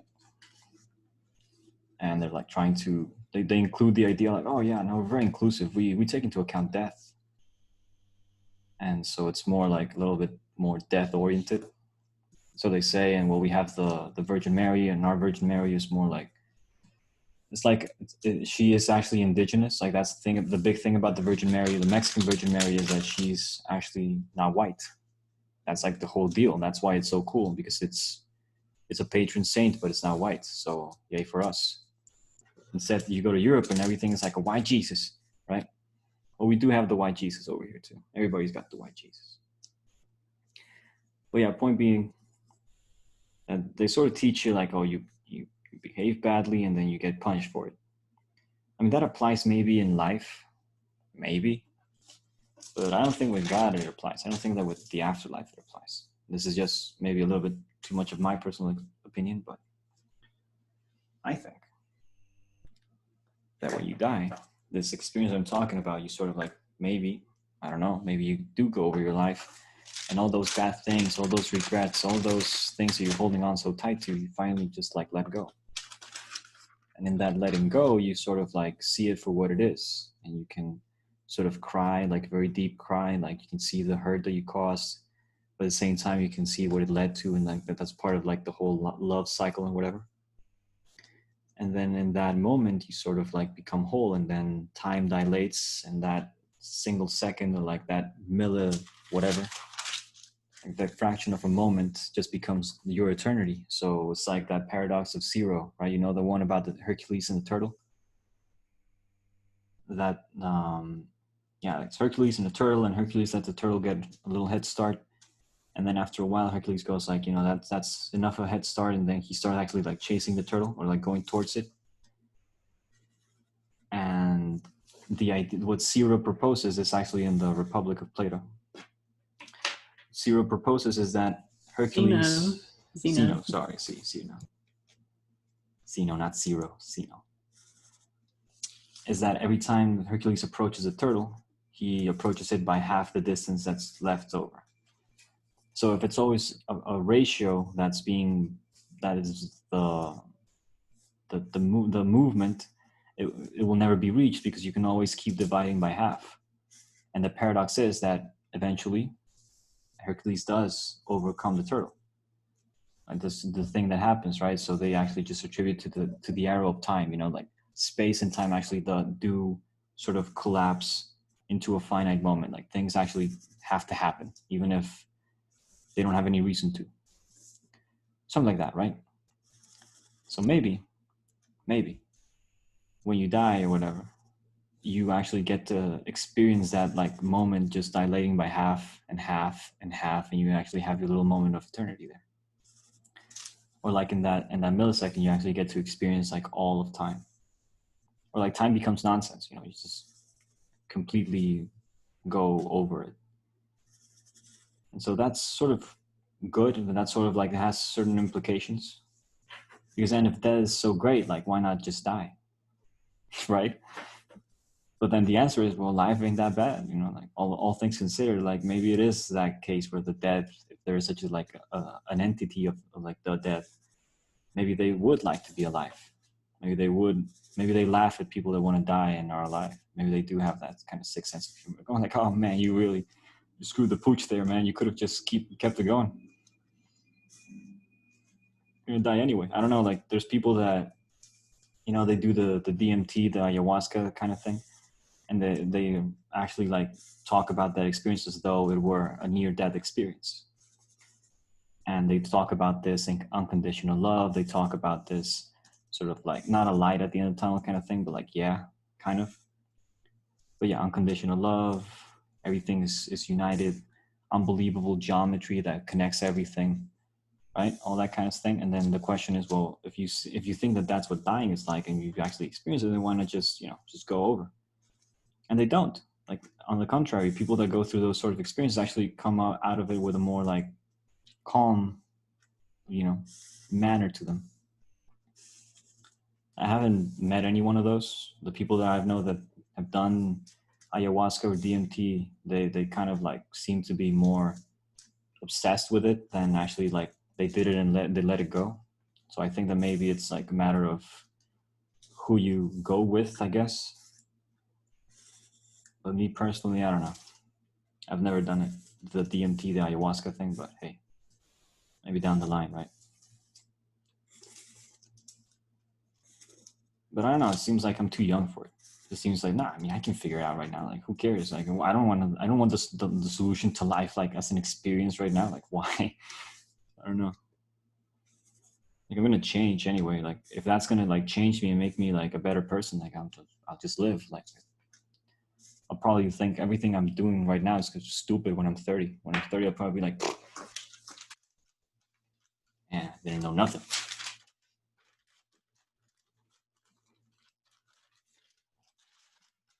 So pretty much what I'm doing right now is just putting it side to side. And when I do this, I try to match it. So yeah, I should have done it a little differently. Usually what I do is actually with a pencil. On the back side, I actually draw the corners on where the rectangle was so that it's easier. But in this case, I'm sort of like trying to match the pattern lines. And yeah, so I'm using both Scotch tapes on both sides because it's kind of a long piece of paper. So it's very easy for it to sort of like crumple in very specific ways. So yeah, maybe like no matter how bad you are in life, you still get that experience of unconditional love. Like no matter what you do or who you are, you still get that experience. And if that's the case, then how are we going to get people to behave, right? Like, well, we can't threaten them. Isn't that the craziest thing? But yeah, that's sort of like how a lot of people, a lot of countries, and like the way that we sort of work, we operate on threat. And to a certain extent, it kind of works. Like it is that threat or like that eminence of a punishment that keeps us from, like, for instance, running a red light. Or maybe not. Maybe it is like, maybe it's personal. Right? I don't know. Like I am guilty of sometimes when I see that there's nobody around, it's a red light, like it's night, there's nobody around, no cop, no other person. It's 5 a.m. It's a red light. Like, what do you do? Like, the law says you're not supposed to, but there's no danger. So do you? And the answer I say to that is like, sometimes. Depends on my mood. I'm not going to sit here like not being in a car and say like, well, I think I would do that. It's like, I'm out of context. Maybe in that moment I just got it, right? Because God, maybe the Godhead operates on another level of morality. Maybe that's what these sort of patterns try to tell us. Because there is a message to this. There's a personal message. But these patterns sort of are about this underlying order. This pattern within a pattern within a pattern kind of thing. We can't always appreciate the bottom line of it, sometimes the artist might put in some clues of the pattern itself. But again, like, it's interesting how we analyze the past, because it is also like the materials that were used that indicate sort of like where the culture was at, like or where the artisan was at. So if it's stone, if it's marble, if it's ceramic, if it's whatever, it always sort of indicates a sort of level of progress or a level of development or understanding. So maybe in that moment, the artist is really not thinking about it. He just says, well, I got this cool idea. I got this cool pattern. Like, what can we do it with? And maybe he's not even guided by, oh yeah, my culture, my heritage. It's more like, no, what's around? Maybe it, you know, maybe just as well as we can say, don't attribute to malice what can be explained by stupidity. Maybe some things shouldn't be attributed to cleverness when they can just be attributed to chance, I guess.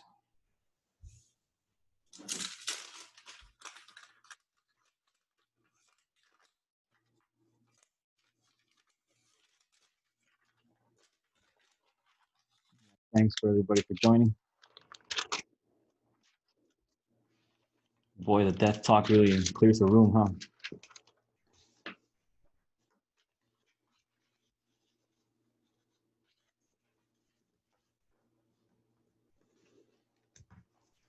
So you know what topics to avoid for tomorrow? Yeah, exactly. Morality and ethics, right? Yeah, exactly. I think that I needed to have this like class today, so I would like get it out of my system. La libra. ¿Ya poco son 600 dirhams y ganó mucho? No, no son 600. So I got very lucky here in that I sort of like gave a little bit of space there, and it just so happened that that space was exactly the space that was needed for it to. It's pretty like on the line. I can't believe it. It is on. I don't know. This is God.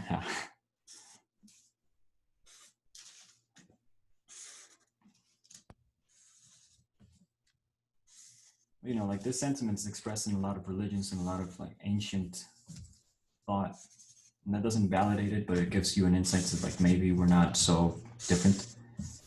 The idea that the path, you know, the way,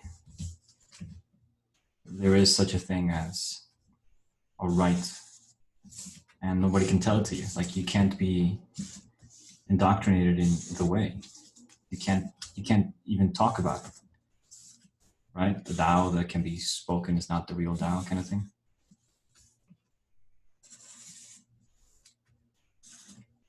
So that's comforting, but at the same time kind of daunting, because it sort of like puts you in a position where you're kind of like in a room by yourself. The world is you in the room. But then we're like, what are other people? I don't know. These are the things I think about. It doesn't keep me up. It's just I think about these things. You might as well, right? What are we going to think about? Like one of the things that has helped me, at least, to like to do all these very repetitive tasks, is like to be able to be okay with my thoughts and be sort of not content with them, but at least know how to ask myself questions and like play with them and play with ideas and images and so yeah, like almost like to allow myself to go in my mind to wherever in order to, you know, be able to do this for hours. Like, you know, I still have insomnia. Like I would just get in bed, stay there and not be able to sleep.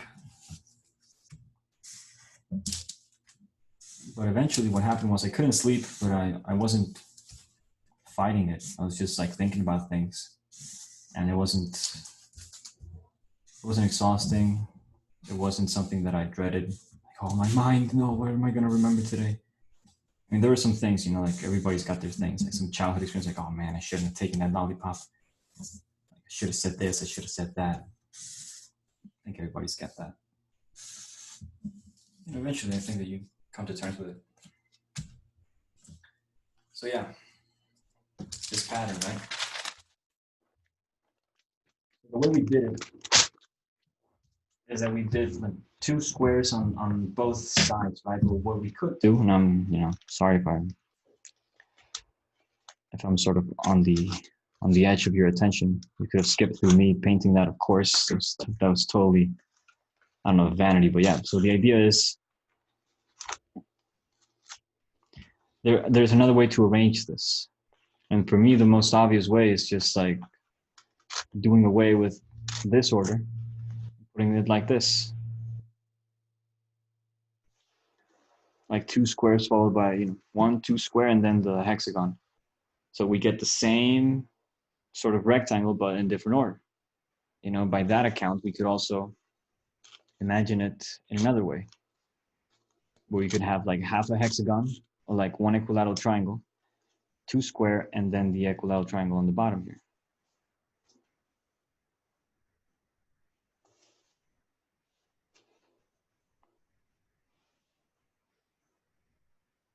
So there are several ways that we can play around with this sort of order, which is nice because it sort of relates to how we can find this sort of order in different manners, right? So this is one that I just came up with now. So it ties in nicely that this is a half, this a half, so we can have that. So it's the same thing as having it like this, really.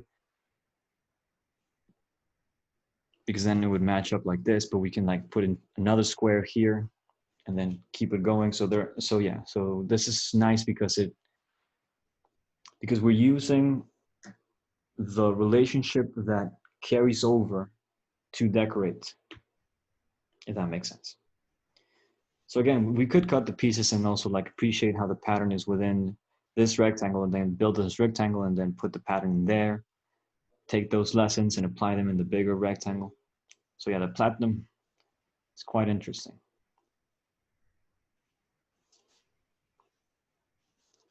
You can also play around with like substituting.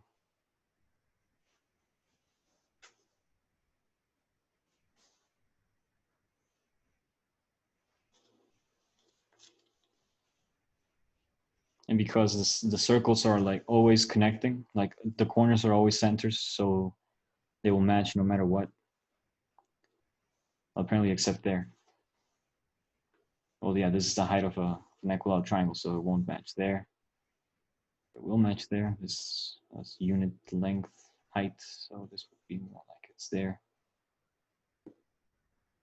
No, it needs to be like this.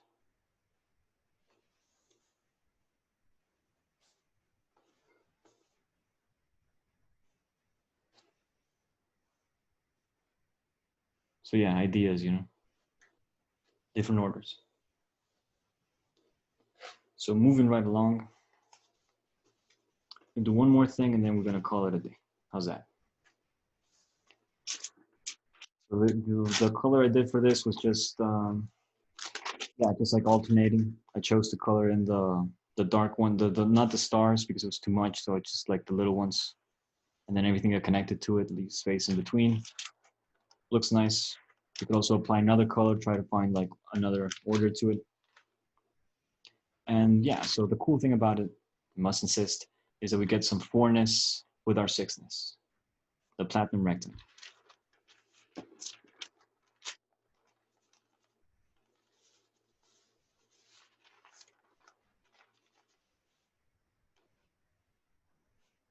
So I rotated it like this, see what happens. And it's kind of interesting.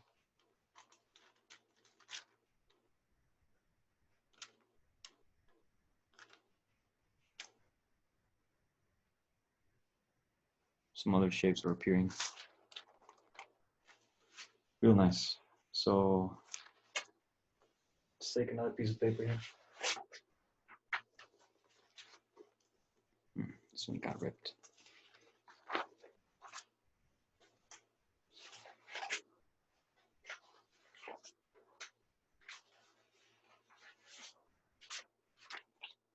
There we go.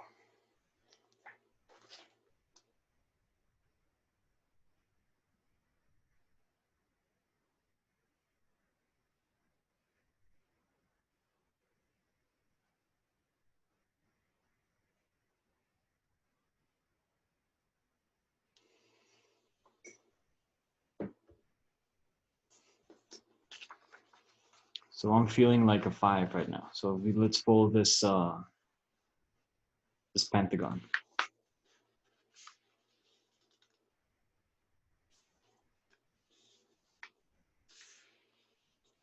So first off, we need a square. So I'm just gonna get from one corner to my top, just get that reference going.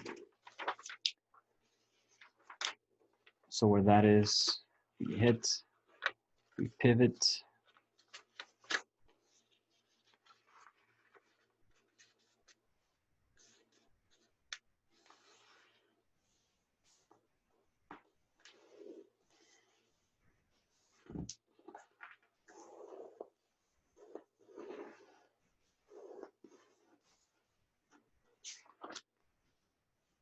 Now the diagonal of the square it will come in handy. So it's not, you know, a complete fluke. So if we fold it, it will be used, but it won't be completely used. So it's also a good idea not to fold it too committedly.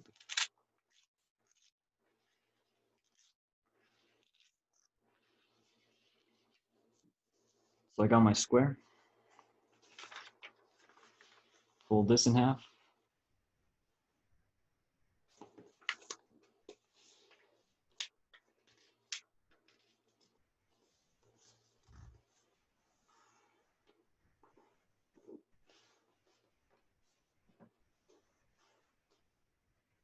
I was watching this video about the scientific paper about computers simulating a fold.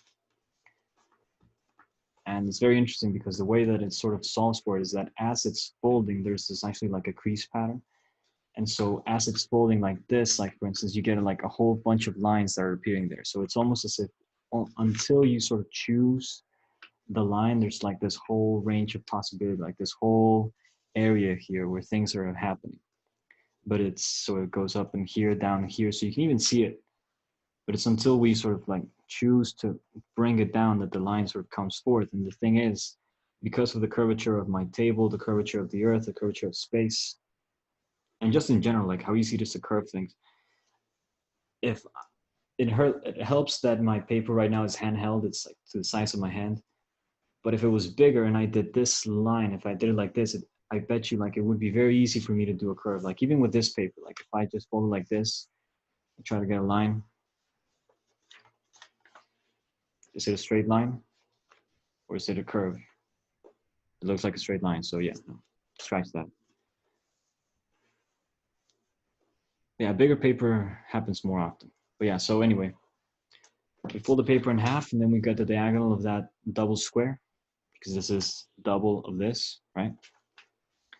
The double square, we fold this leftover bit, we put that on the fold.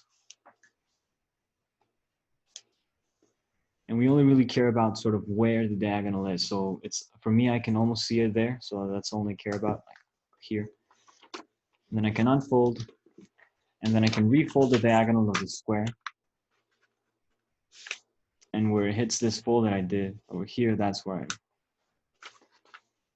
that point.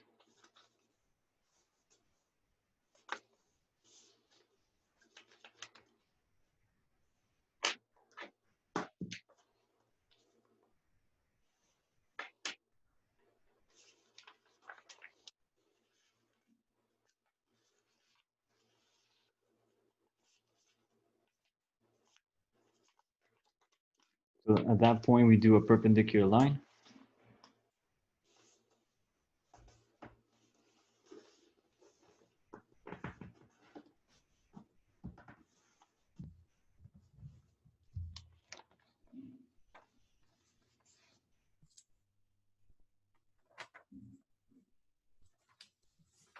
Go one way, go the other.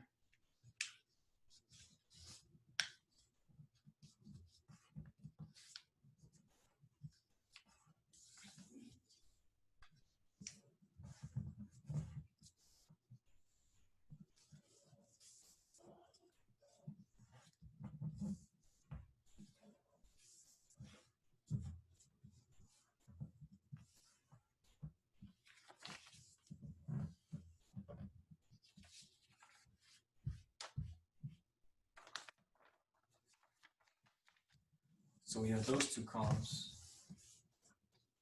Now we're going to take this point and we're going to put it on the edge of our square.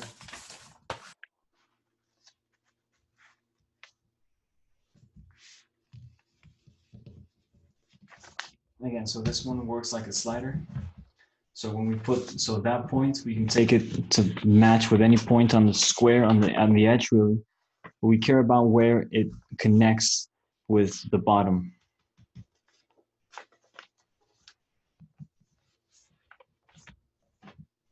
That hits the edge. And so that gives us the angle that we're looking for, because now this point is going to be the center of our pentagon.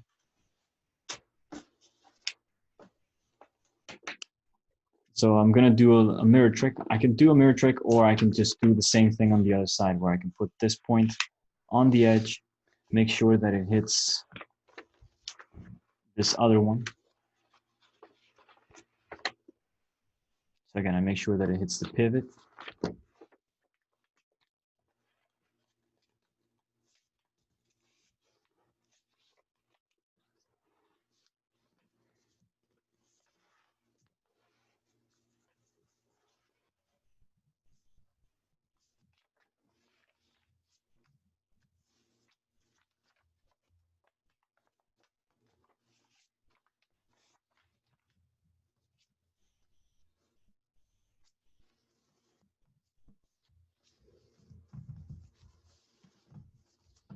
Now cue this folder in.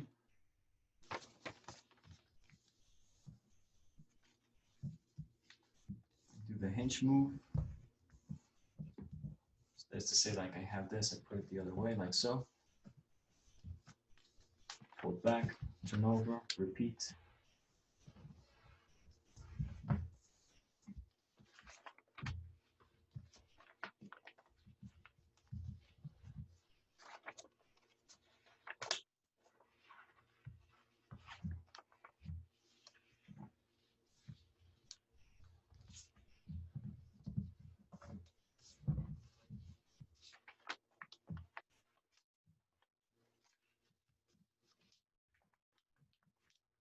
Use a fold that goes between them to combine it in order to fall on both edges. If we did this right, we should see that it all sort of comes together. For me, I'm seeing that there's a little bit of an offset there. Something that I can correct, so it's all good.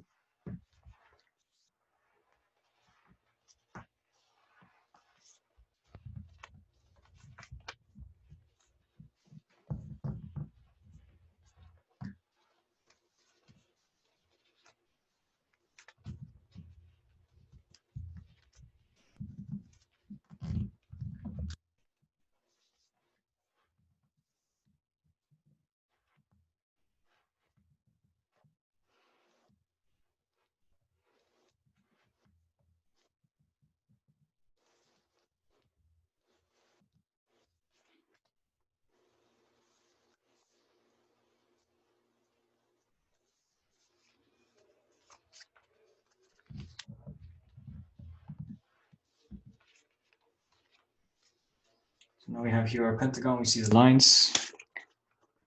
So if we had an X-Acto knife, it would be very easy to just cut it at it. We're gonna keep it folded. We're gonna keep folding. So I like this relationship where the remainder, so we have, so like, you can orient the pentagon to be sort of like facing down. So these are like the feet of it, to the arms of it. So this remainder after the arm, we can take that and put it on the radial line. So that line. And it's gonna match exactly to a pentagon. So this sort of is indicative to me that this was meant to be. So this sort of relationship sort of speaks to how natural this construction is. Like something about it just like speaks, you know, rings true, and that it has these sorts of relationships, right? It's a pattern, and so it's a pattern, and it's nice and it's nifty. We can exploit it, we can use it, we can work with it, you can try to understand it. So see, now that I have those two folded, I can actually fold like a fish, like this almost. And then I can use use this line on the bottom there as my reference, so it goes from like corner to corner, and it falls on the bottom layer here. One side, two side.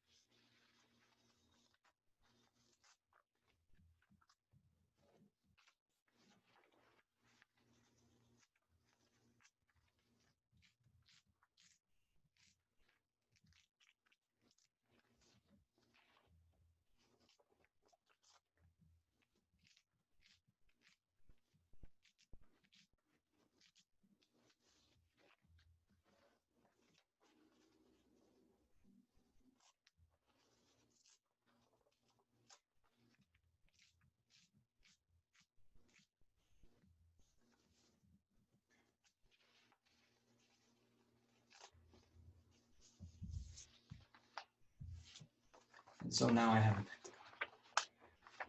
the number of man, of humans.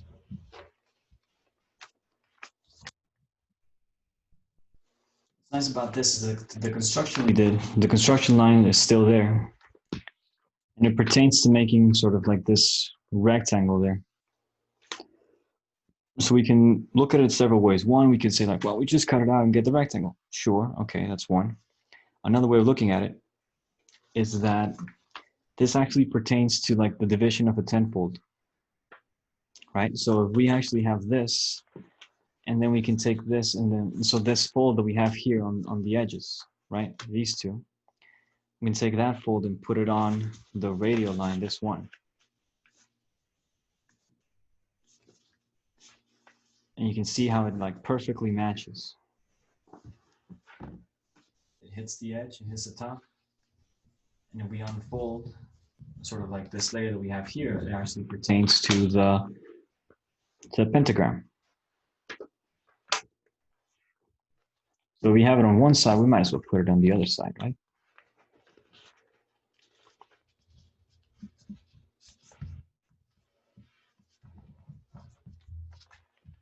And we could even get a rabbit ear going.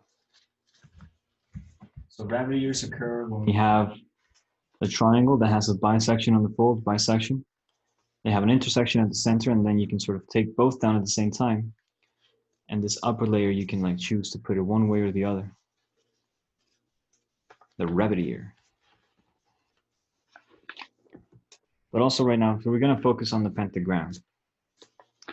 So what I want you to note is that when we fold the next one, it's actually going to fall on the last one. You can see how this one is actually tucking into.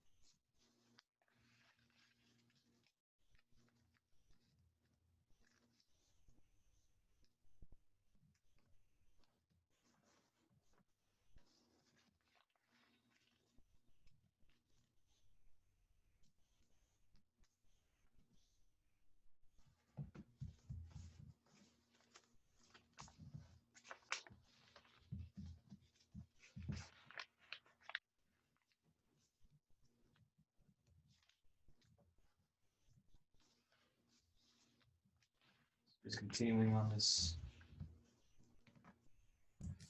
Your audio is being weird. Yeah.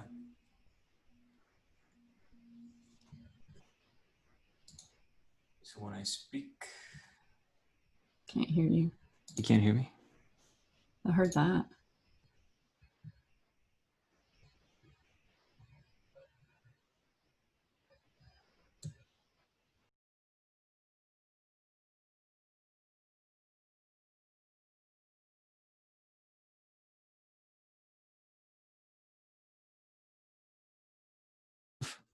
There, can you hear me now?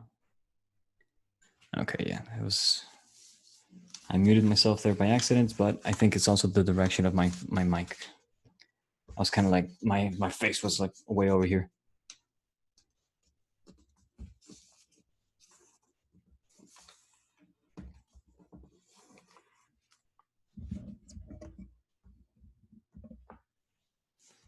So yeah, I don't know.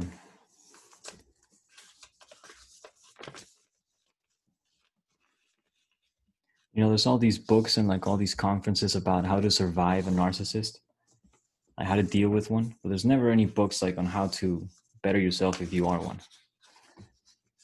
It's always like surviving a narcissist, how to get back a narcissist. Never like, oh, so you're a narcissist.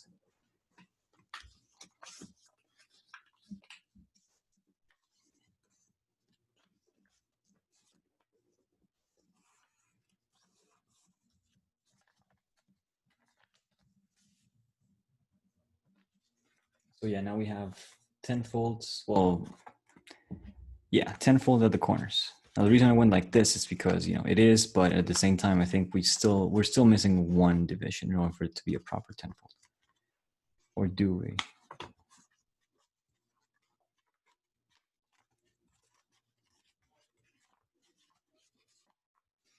So right now I'm really just sort of playing around with the ups and the downs of this.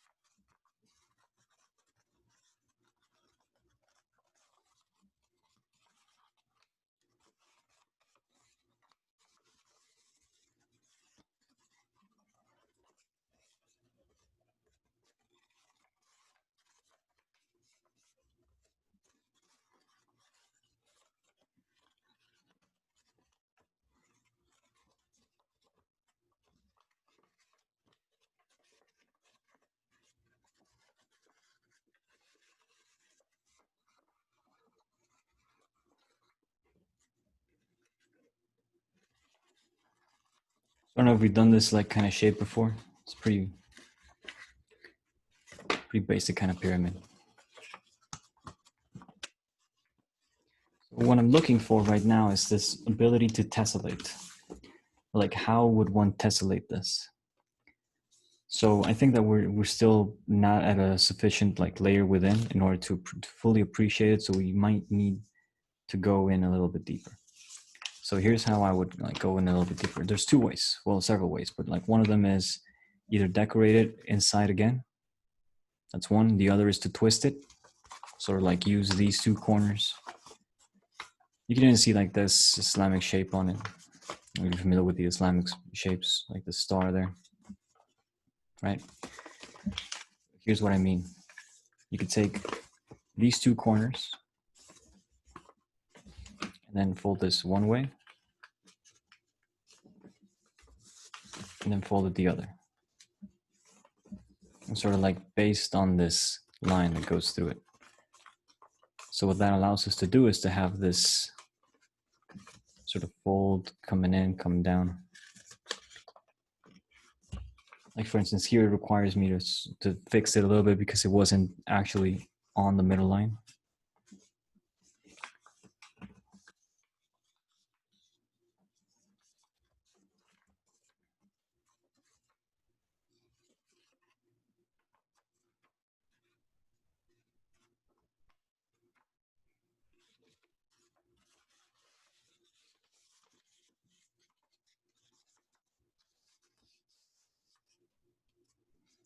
Nice comment there.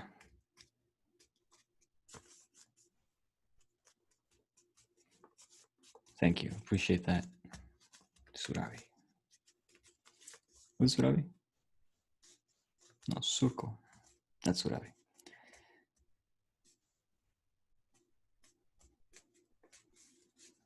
And well, here we are. Started out as, I think the number was 12.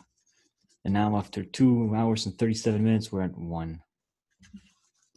A lot of the people that joined today were joining in from all over the world. So their schedules are a little bit different than mine. For me, the day is starting, and for they, the day is ending. Well, starting quote unquote, it's noon. It's 12:37 p.m. right now.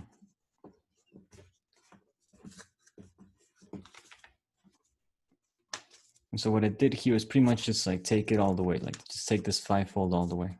Pretty much like on this.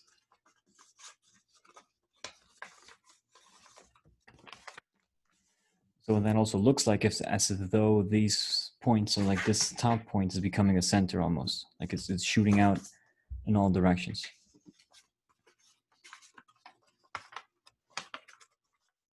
Now, because I can actually activate this and then the fold is crossing it, it does this effect, which is very pleasant.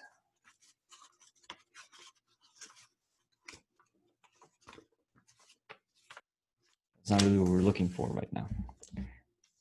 We want to find tessellation pattern. We want to find something that corrugates nicely, something that works nicely for us. So let's take advantage of these lines that we have here and extend them, see how they look. We have a nice relationship there, a nice relationship here, and a nice over here. So nice all around. What is this, by the way? Where does this one come from? Is that the diagonal? No, what is that? I only have it there. I wonder.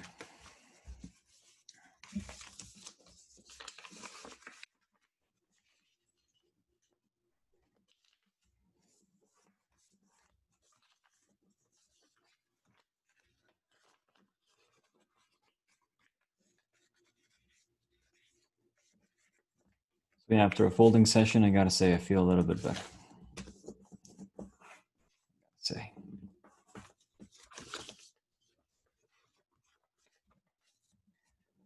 So this one also works nicely. Two corners are falling on the edges of our pentagon there.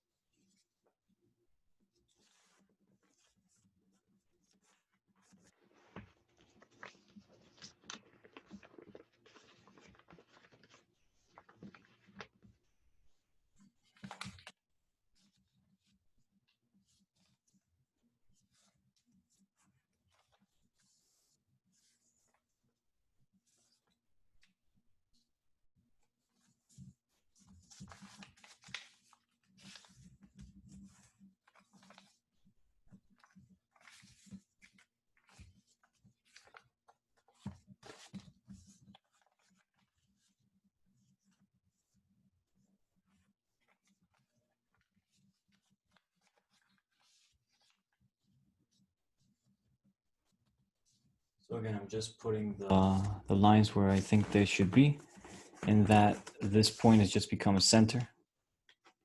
So I'm just shooting out everything out of there. Now I have a smaller pentagon, at least I can work with that. More space here, I can also see another pentagon over here. So although that putting in centers and just playing around with the popping in and popping out and like getting different figures and shapes like this, although this is very satisfying, it usually requires an additional jump in order to achieve something that's worthwhile almost. Like this is not enough. This is just, again, the setup. Now it's a little bit exhausting, like to put in all these like 10 points, like all of it there and then all of it here. But it is at the same time rewarding. Once you do it, you know, you do get back for it. Now, the thing about it is that because we're sort of exploring right now, we don't really know what's going to be useful and what isn't. So that is why wait a minute. This is a very nice intersection. Thing here comes down and hits there right on the middle line with this one.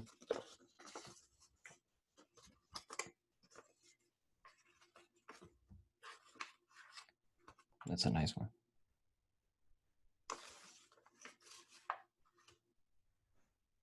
And the question would be, how do we use it?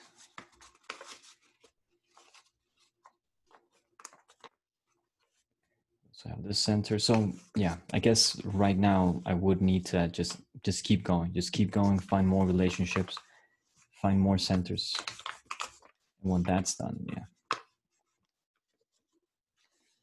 But because of time right now, I feel that maybe this is not the wisest move.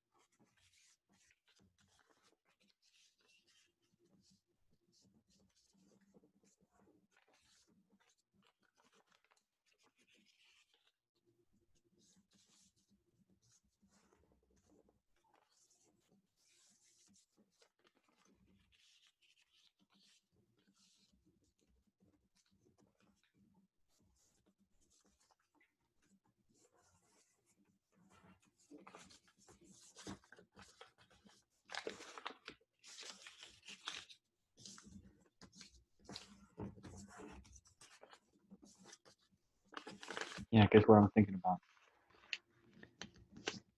That's right, that client. Boy, oh boy, oh boy. Can't wait to have that phone call again. Just keep giving her a piece of my mind. Why do you do that as people?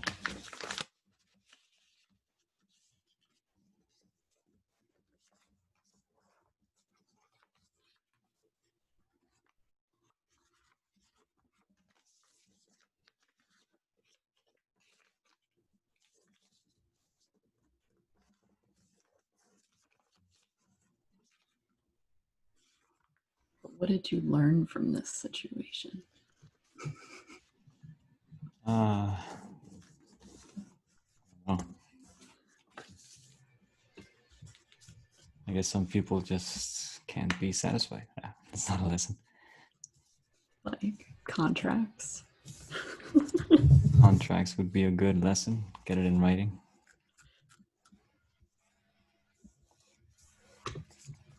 Yeah, it's a good lesson.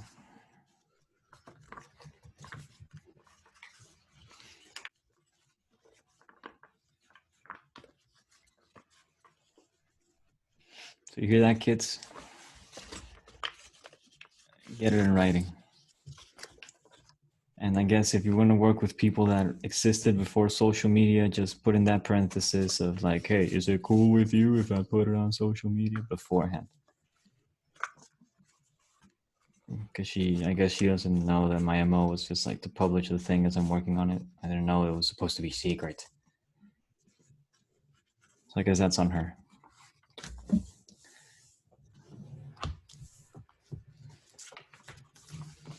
So what I'm looking at here, there's several ways that I'm feeling I could interpret this. One is these center points of intersection right here, this cross, is very interesting because it's happening inside of another pentagon. I can even see how it's starting to form. Like one could actually do a case for like making this pentagram stretch and actually even connect to this smaller pentagon. Make this like this pentagram, and then a bigger one. That could look interesting. And even one could then use, so the idea of the tessellations or corrugations happens often that the point is trying to find little islands, little spaces where you can sort of shrink around. So for instance, here I'm looking at, like if I have this center pentagram here,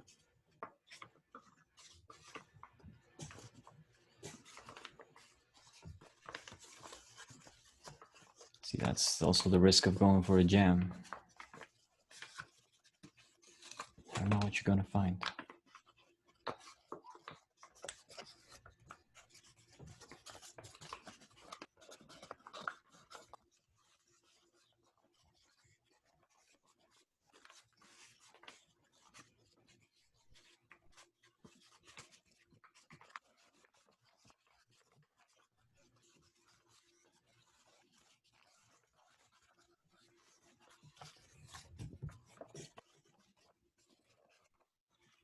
So for instance, I could be inclined to just, I see that there's even a pentagram here that's identical.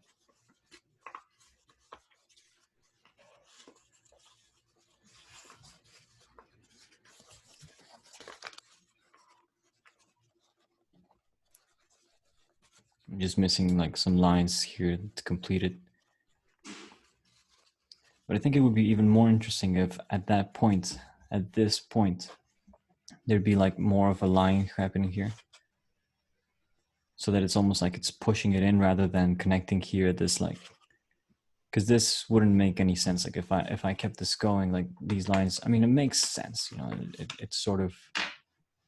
Like the whole don't change directions at an intersection thing. Yeah.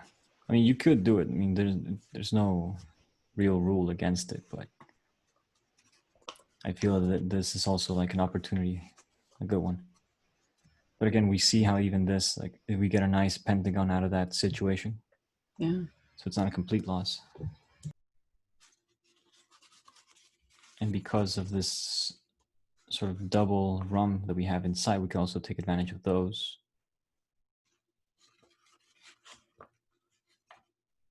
You can start to see the petal shape of the 10-fold pattern, but I'm really inclined on this point.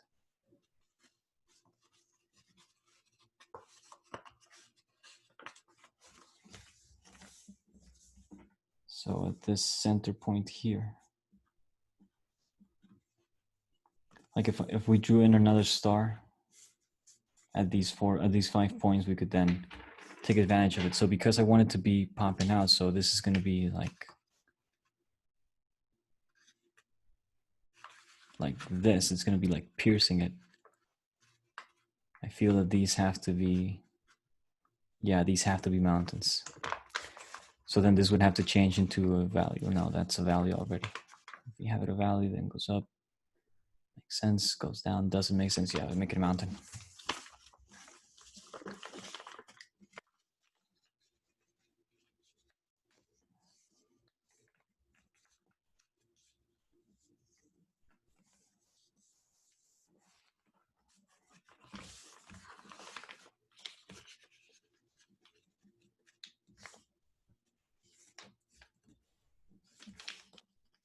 You getting a pentagram in that tiny pentagon? Yeah. Yeah, that's in order to have it sort of exceed, no, not exceed, extrude, not either. Come out. So that it comes out of the intersection of the pentagram.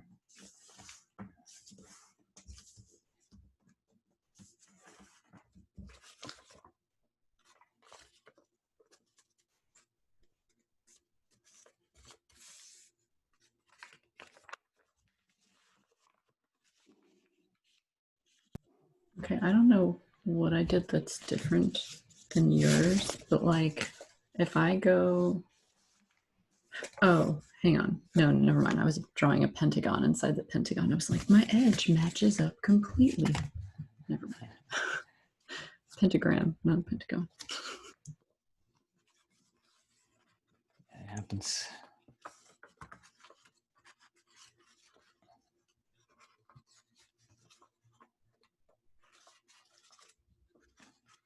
So this sort of effect is what I was talking about.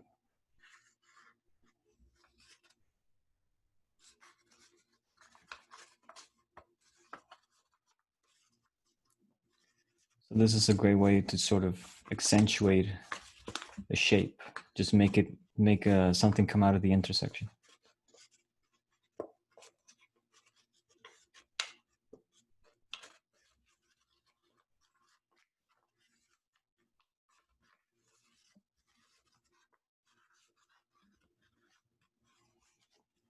And what's cool about this too is that we've sort of found this other pentagram inside of there. So it's almost as if we're having this. It's very interesting. It never hurts to try to look for Islamic patterns.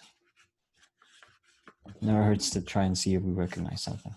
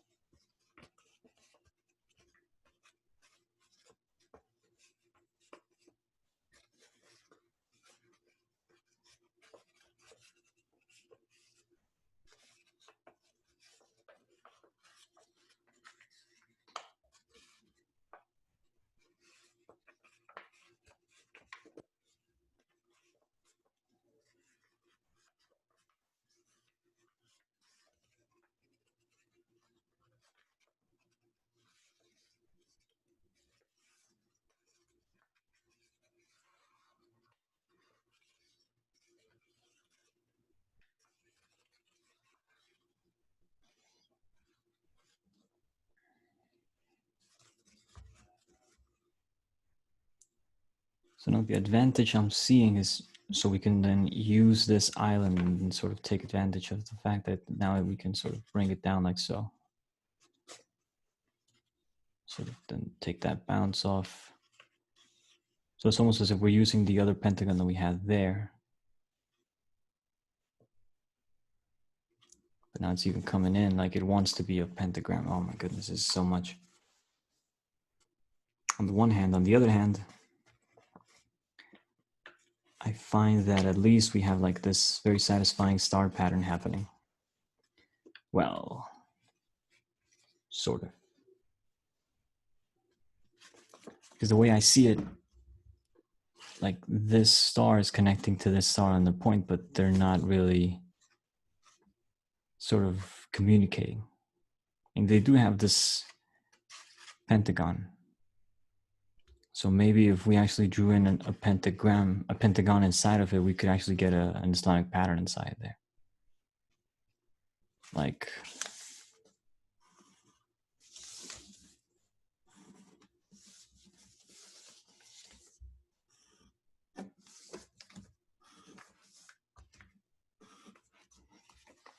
that kind of deal.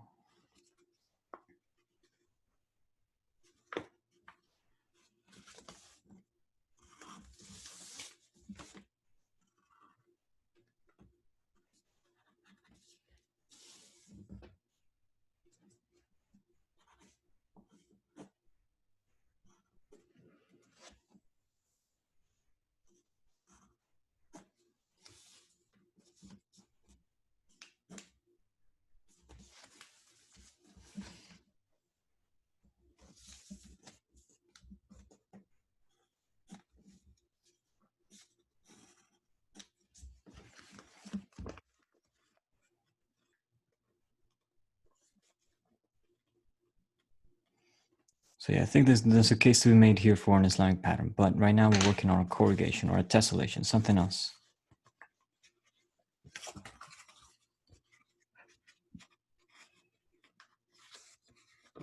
So even though that it's there, I think we have to reject that opportunity.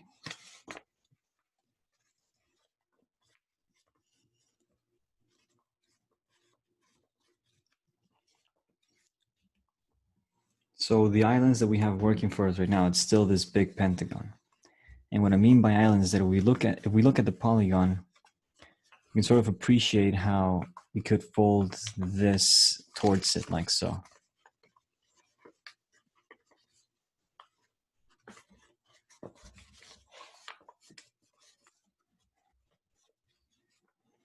It's almost as if we take the edge of the pentagon, we take the upper edge, so like a bicenter division, then a bisection division down. So this is what I mean by active. So you can sort of work around this pentagon like an island, like an actual island. This sort of becomes a sort of focal character. So I think if we wanted to actually like expand and contract and like see how this relates to other figures, we might have to do the same thing, but on the inner pentagon, in order to have more space to play around with, like maybe find some channels and whatnot. But right now, as it is, I think this is still too big. And it's okay, it looks kind of nice, but I think that's, you know, although that it does hit there. So there's this nice relationship that sort of hits on where it starts. Like this, boom, boom, kind of bounce.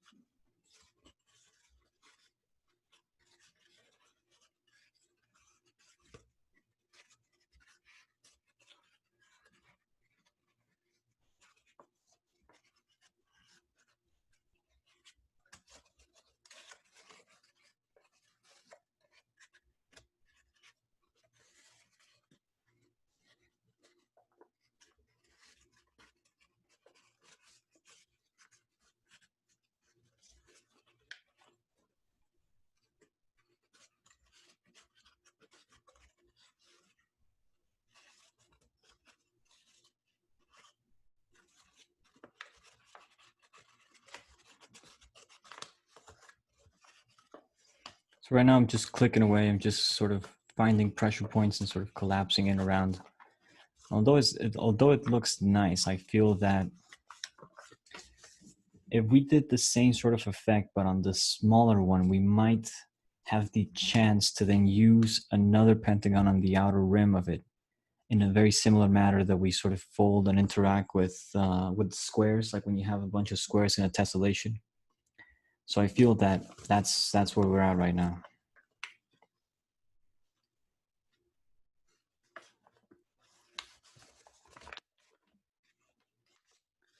So I've not been wanting to do it just because I know that it's going to be another 30 minutes or something.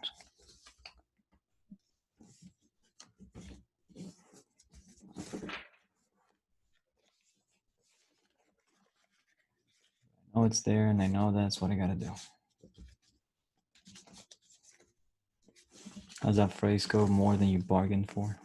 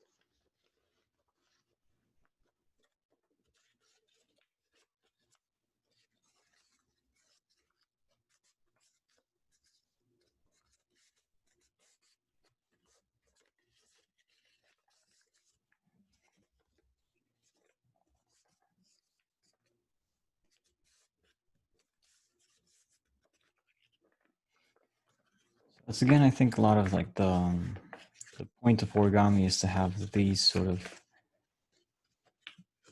a lot of things happening, because the motif might be interesting and it might show us like a possible route to take, but it's only, you know, awe-inspiring or awesome when you can actually do it with a lot, like when you can actually multiply that unit. And it's interesting because multiplicity can also be almost like a sign of weakness. Like if it's something is too broadly connected, then, you know, the more easy it is to take it apart. But at the same time, it's when we do it with an origami, it's more like a balancing act. It's more a matter of sort of, yes, it is sort of weak, but because it's sort of everything in its right place, you know, you get this very beautiful reaction. You might even play around with it, but it's a balancing act. And yes, of course, there is no like adding to the paper. We only work with the paper, but at the same time, we are sort of damaging it, or we are putting in like very calculated sort of cuts into it. And it's not a cut really, but it is, like if you crumple up a paper, it's not the same paper as when you started. Even though it's the same piece of paper, there's a very significant difference. And so it's almost as if origami or folding paper was like a controlled demolition. First, you got to set up your charges. You got to put everything into position, your lines, your cables, your detonators. And then at the right moment, you know,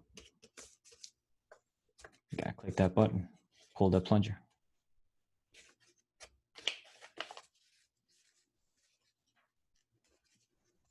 Push the plunger. I don't think a plunger is pulled.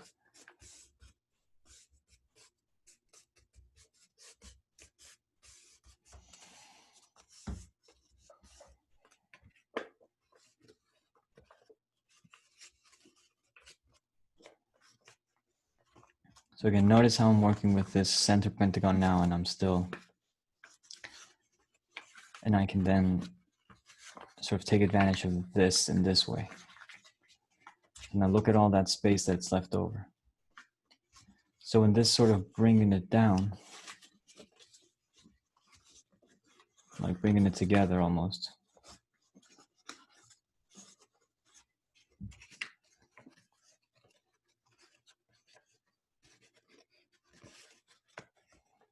Now it's a matter of sort of finding where the bounce is. So where is the next pentagon? Or the next figure that's going to do a similar shape. Now because of the twists that I'm sort of applying to it, when I move the next one, it's sort of pulling on it, so.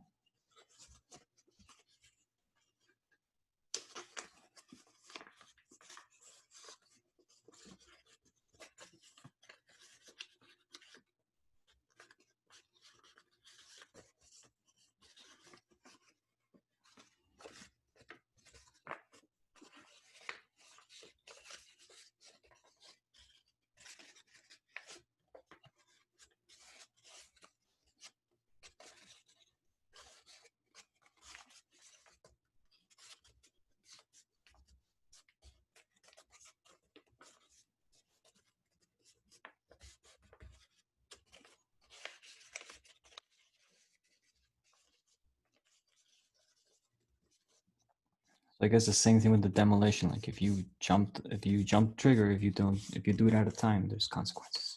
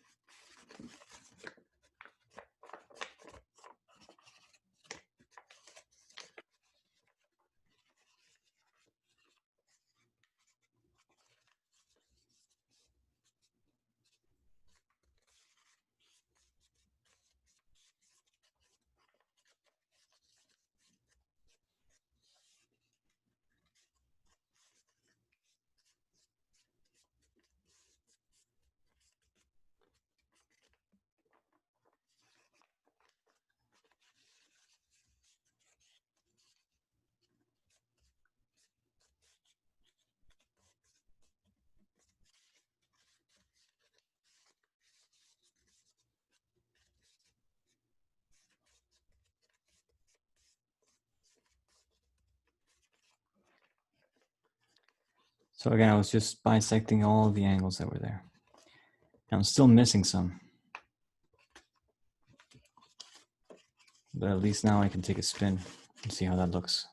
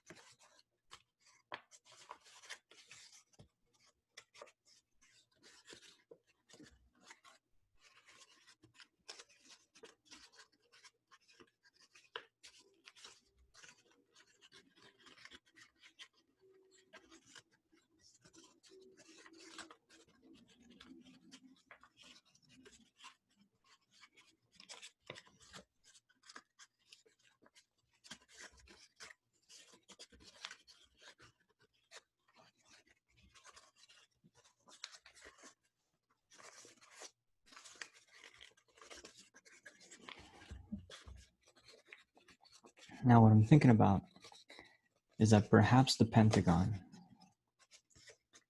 is not the best sort of figure to do this in. But I know there are some rhombi that work well for the hexagon. So I wonder if I find the rhombs inside of this shape, I can do the same sort of twist on them. But on the fivefold. So although this is pretty, and like it works well as a cup, and I could even find some shapes around this.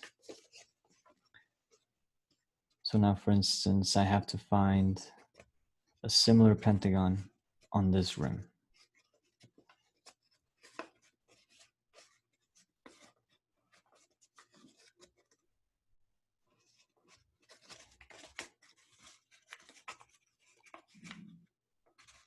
Where you just find the point where it hits and then bounces back, right?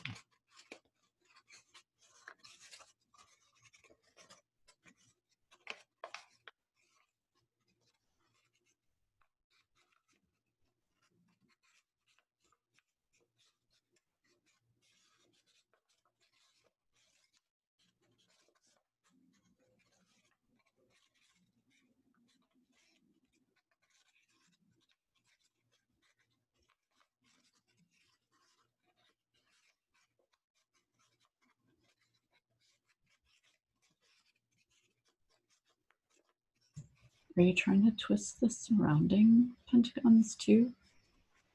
Yes, that's the idea. You can't actually. do it. Huh? You can't do it. Yeah, no, you can't. Yeah, welcome to reality. It's just math, man. You can't do it. It's the way it is. But see, there has to be like some irregular shape that we could use. So I'm trying to find like where it hits and maybe try to find like a bounce back.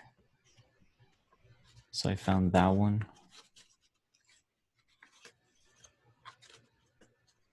I don't think you can do it with twists, but you could probably do like pleats. Yeah, maybe pleats. But I'm sure there's got to be something. I don't know. Yeah, this jam took a turn.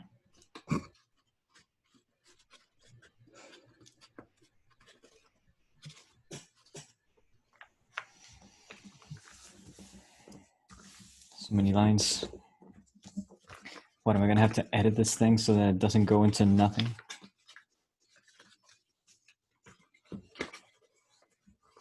I'm just going to go for Old Faithful.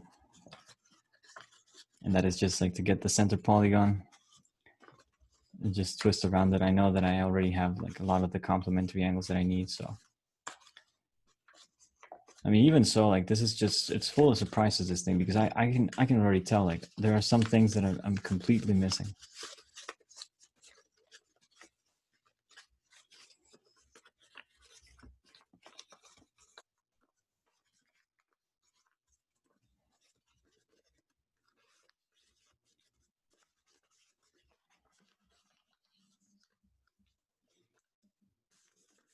Apparently like this fold was not there, so I was missing one.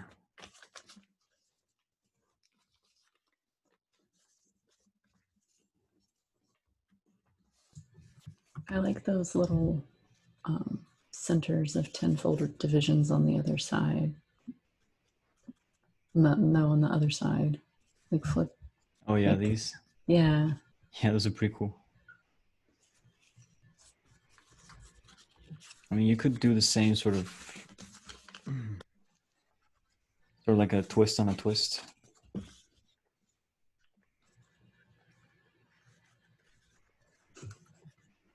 Focusing those corners.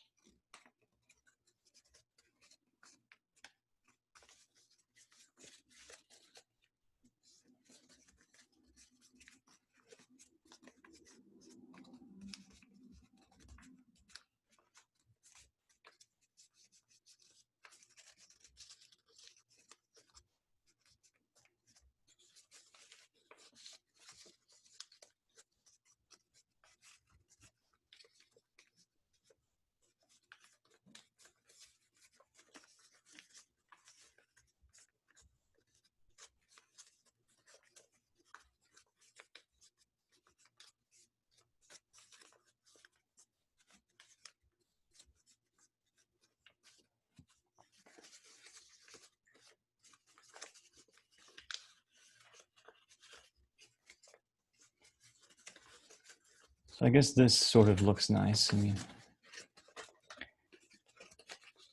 it goes one way then the other way. But it's not what I was looking for. Although, it does look interesting enough that it maybe could be a modular along the way, like maybe.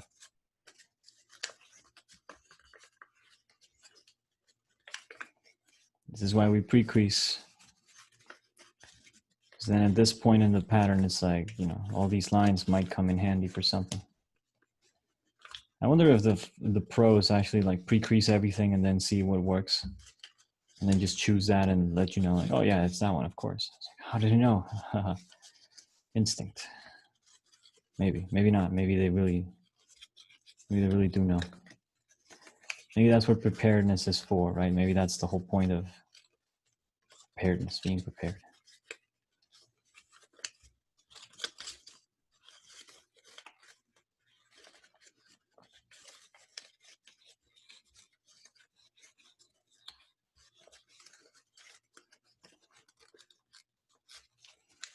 So I'm gonna take a limb here. I'm just gonna guess that most people are not gonna finish this video. No, I'm gonna guess that most people are not gonna get to minute 21 of the third hour. I just gotta ask y'all, like, you ever feel like an asshole? You ever feel like, you know, like, damn, like, such an asshole?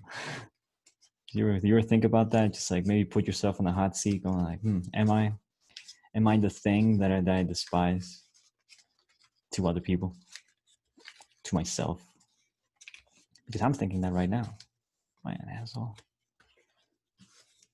I don't know if I'm biased or something, but the answer's coming back. Yeah, totally.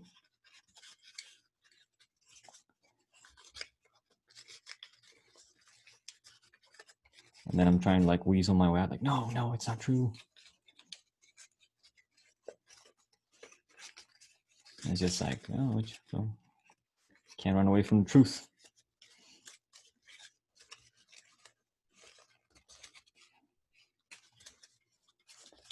So I guess that's why people tell us like not to lie, or our parents tell us not to lie, because you really like, from a life perspective, you cannot run away from the truth. So it's almost like a tactical advantage to not lie, so that then you have truth on your side. So it's almost like the proper way to approach a lot of life's problems is not to deny our nature or the things we do, but rather to try and live with our mistakes. Try to live in truth, even though it's hard, right? I don't know. You guys know Steve-O? You know, the guy from Jackass? Oh, he got clean and sober, right? And he was like crazy. And he talks about, like, he went on several podcasts to talk about it in interviews, and he's a quite interesting case because he spent like, how much was it?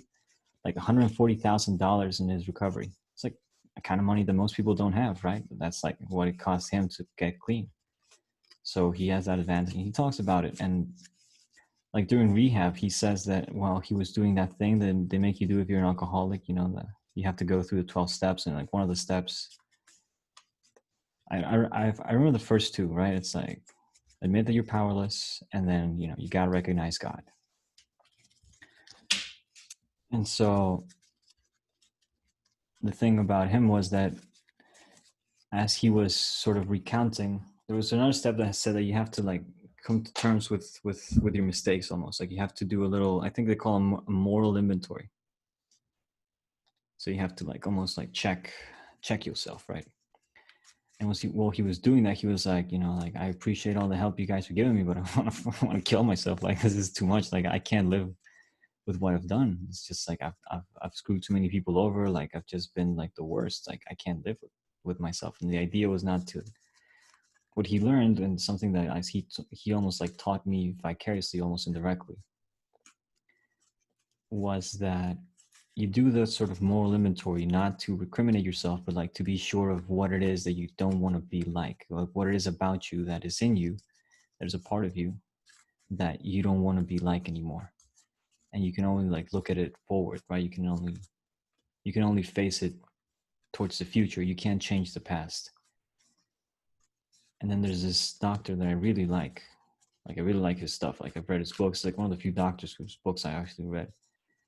His name is Gabor Mate, and he writes this book about addiction. He has like 3 main topics: addiction, ADHD, and child development.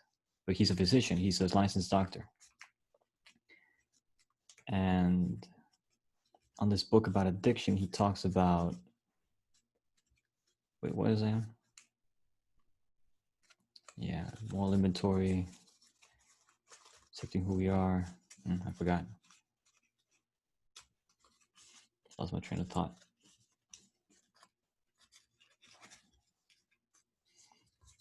So it's a nice little decagon that we have here. A nice star twist, at least. It's like a whole system of things.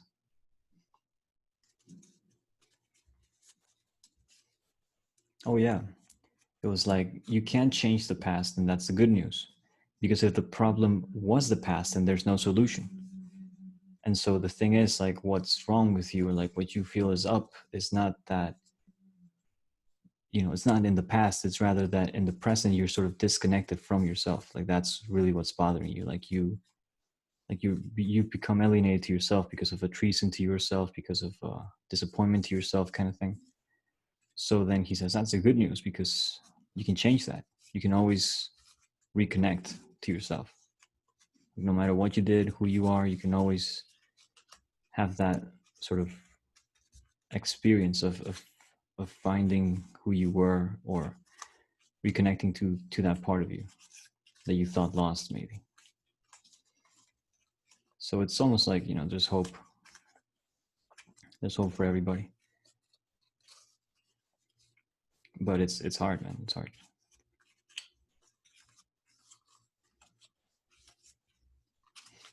So yeah, the solution is reconnect to yourself. Chickadee, check yourself, right? Before you wreck yourself. Shotgun blasts are bad for your health, right? NWA.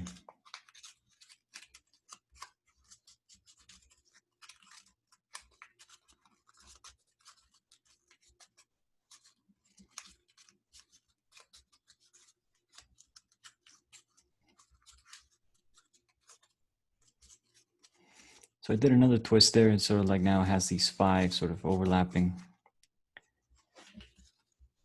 sort of stamens coming in hot. They tie around each other. Now it's not so flat though. So now I feel that there's like a little solution left. This is what happens when we jam. I like the 3-dimensionality of it though. It's very like a rose. Yeah.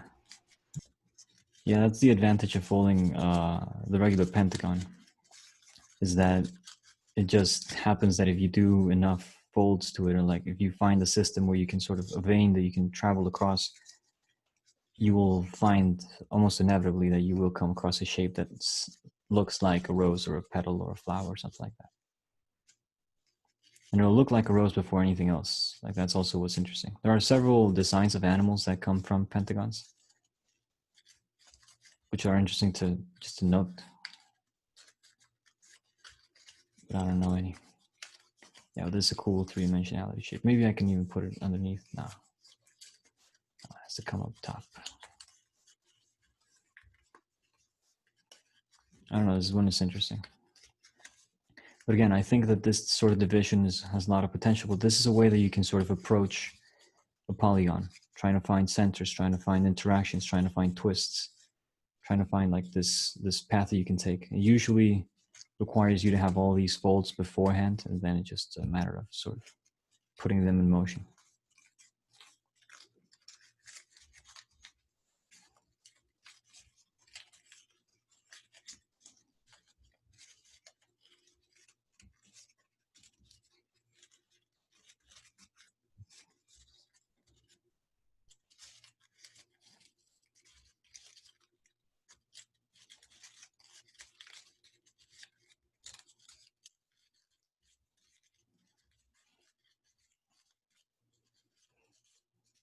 Let's see how this new system that I've sort of been trying to develop works for the classes. Let's see if if we get a turnout. But you know, the Patreons are always going to get their classes anyway. There's no shortage of patterns. There's no shortage of variations. No shortage of solutions. That's how confident I am in this. I know that's a fact. Like there's more than I can even think. There's probably more than I can ever do. More than I can ever figure out. But between the website and the new system of classes, I mean, I just hope that that becomes just like a sustainable model so I can stop dealing with those kinds of clients that I just hate dealing with.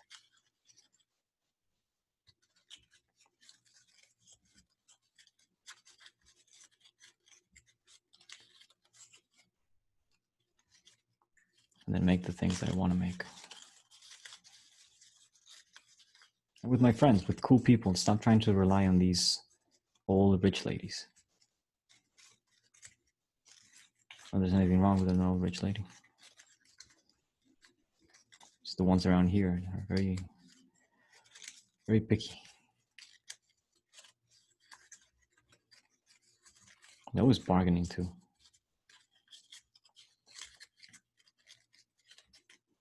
But anyway, I think that's it for the day.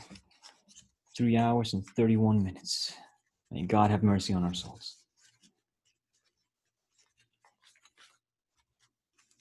So thank you all for being here. If you've made it this far, God bless you. Hope you've enjoyed it. And yeah, if you didn't make it this far, well, then you're not hearing this, but know that I appreciate you either way. If this ever comes to light, if I'm ever quoted in all my hours of just rambling, let it be known. I appreciate every single one of you, all the Patreons, all the people coming out on the Instagrams, on the what have yous. God bless, man. All right, peace out. Take it easy. I'll catch you in the next one.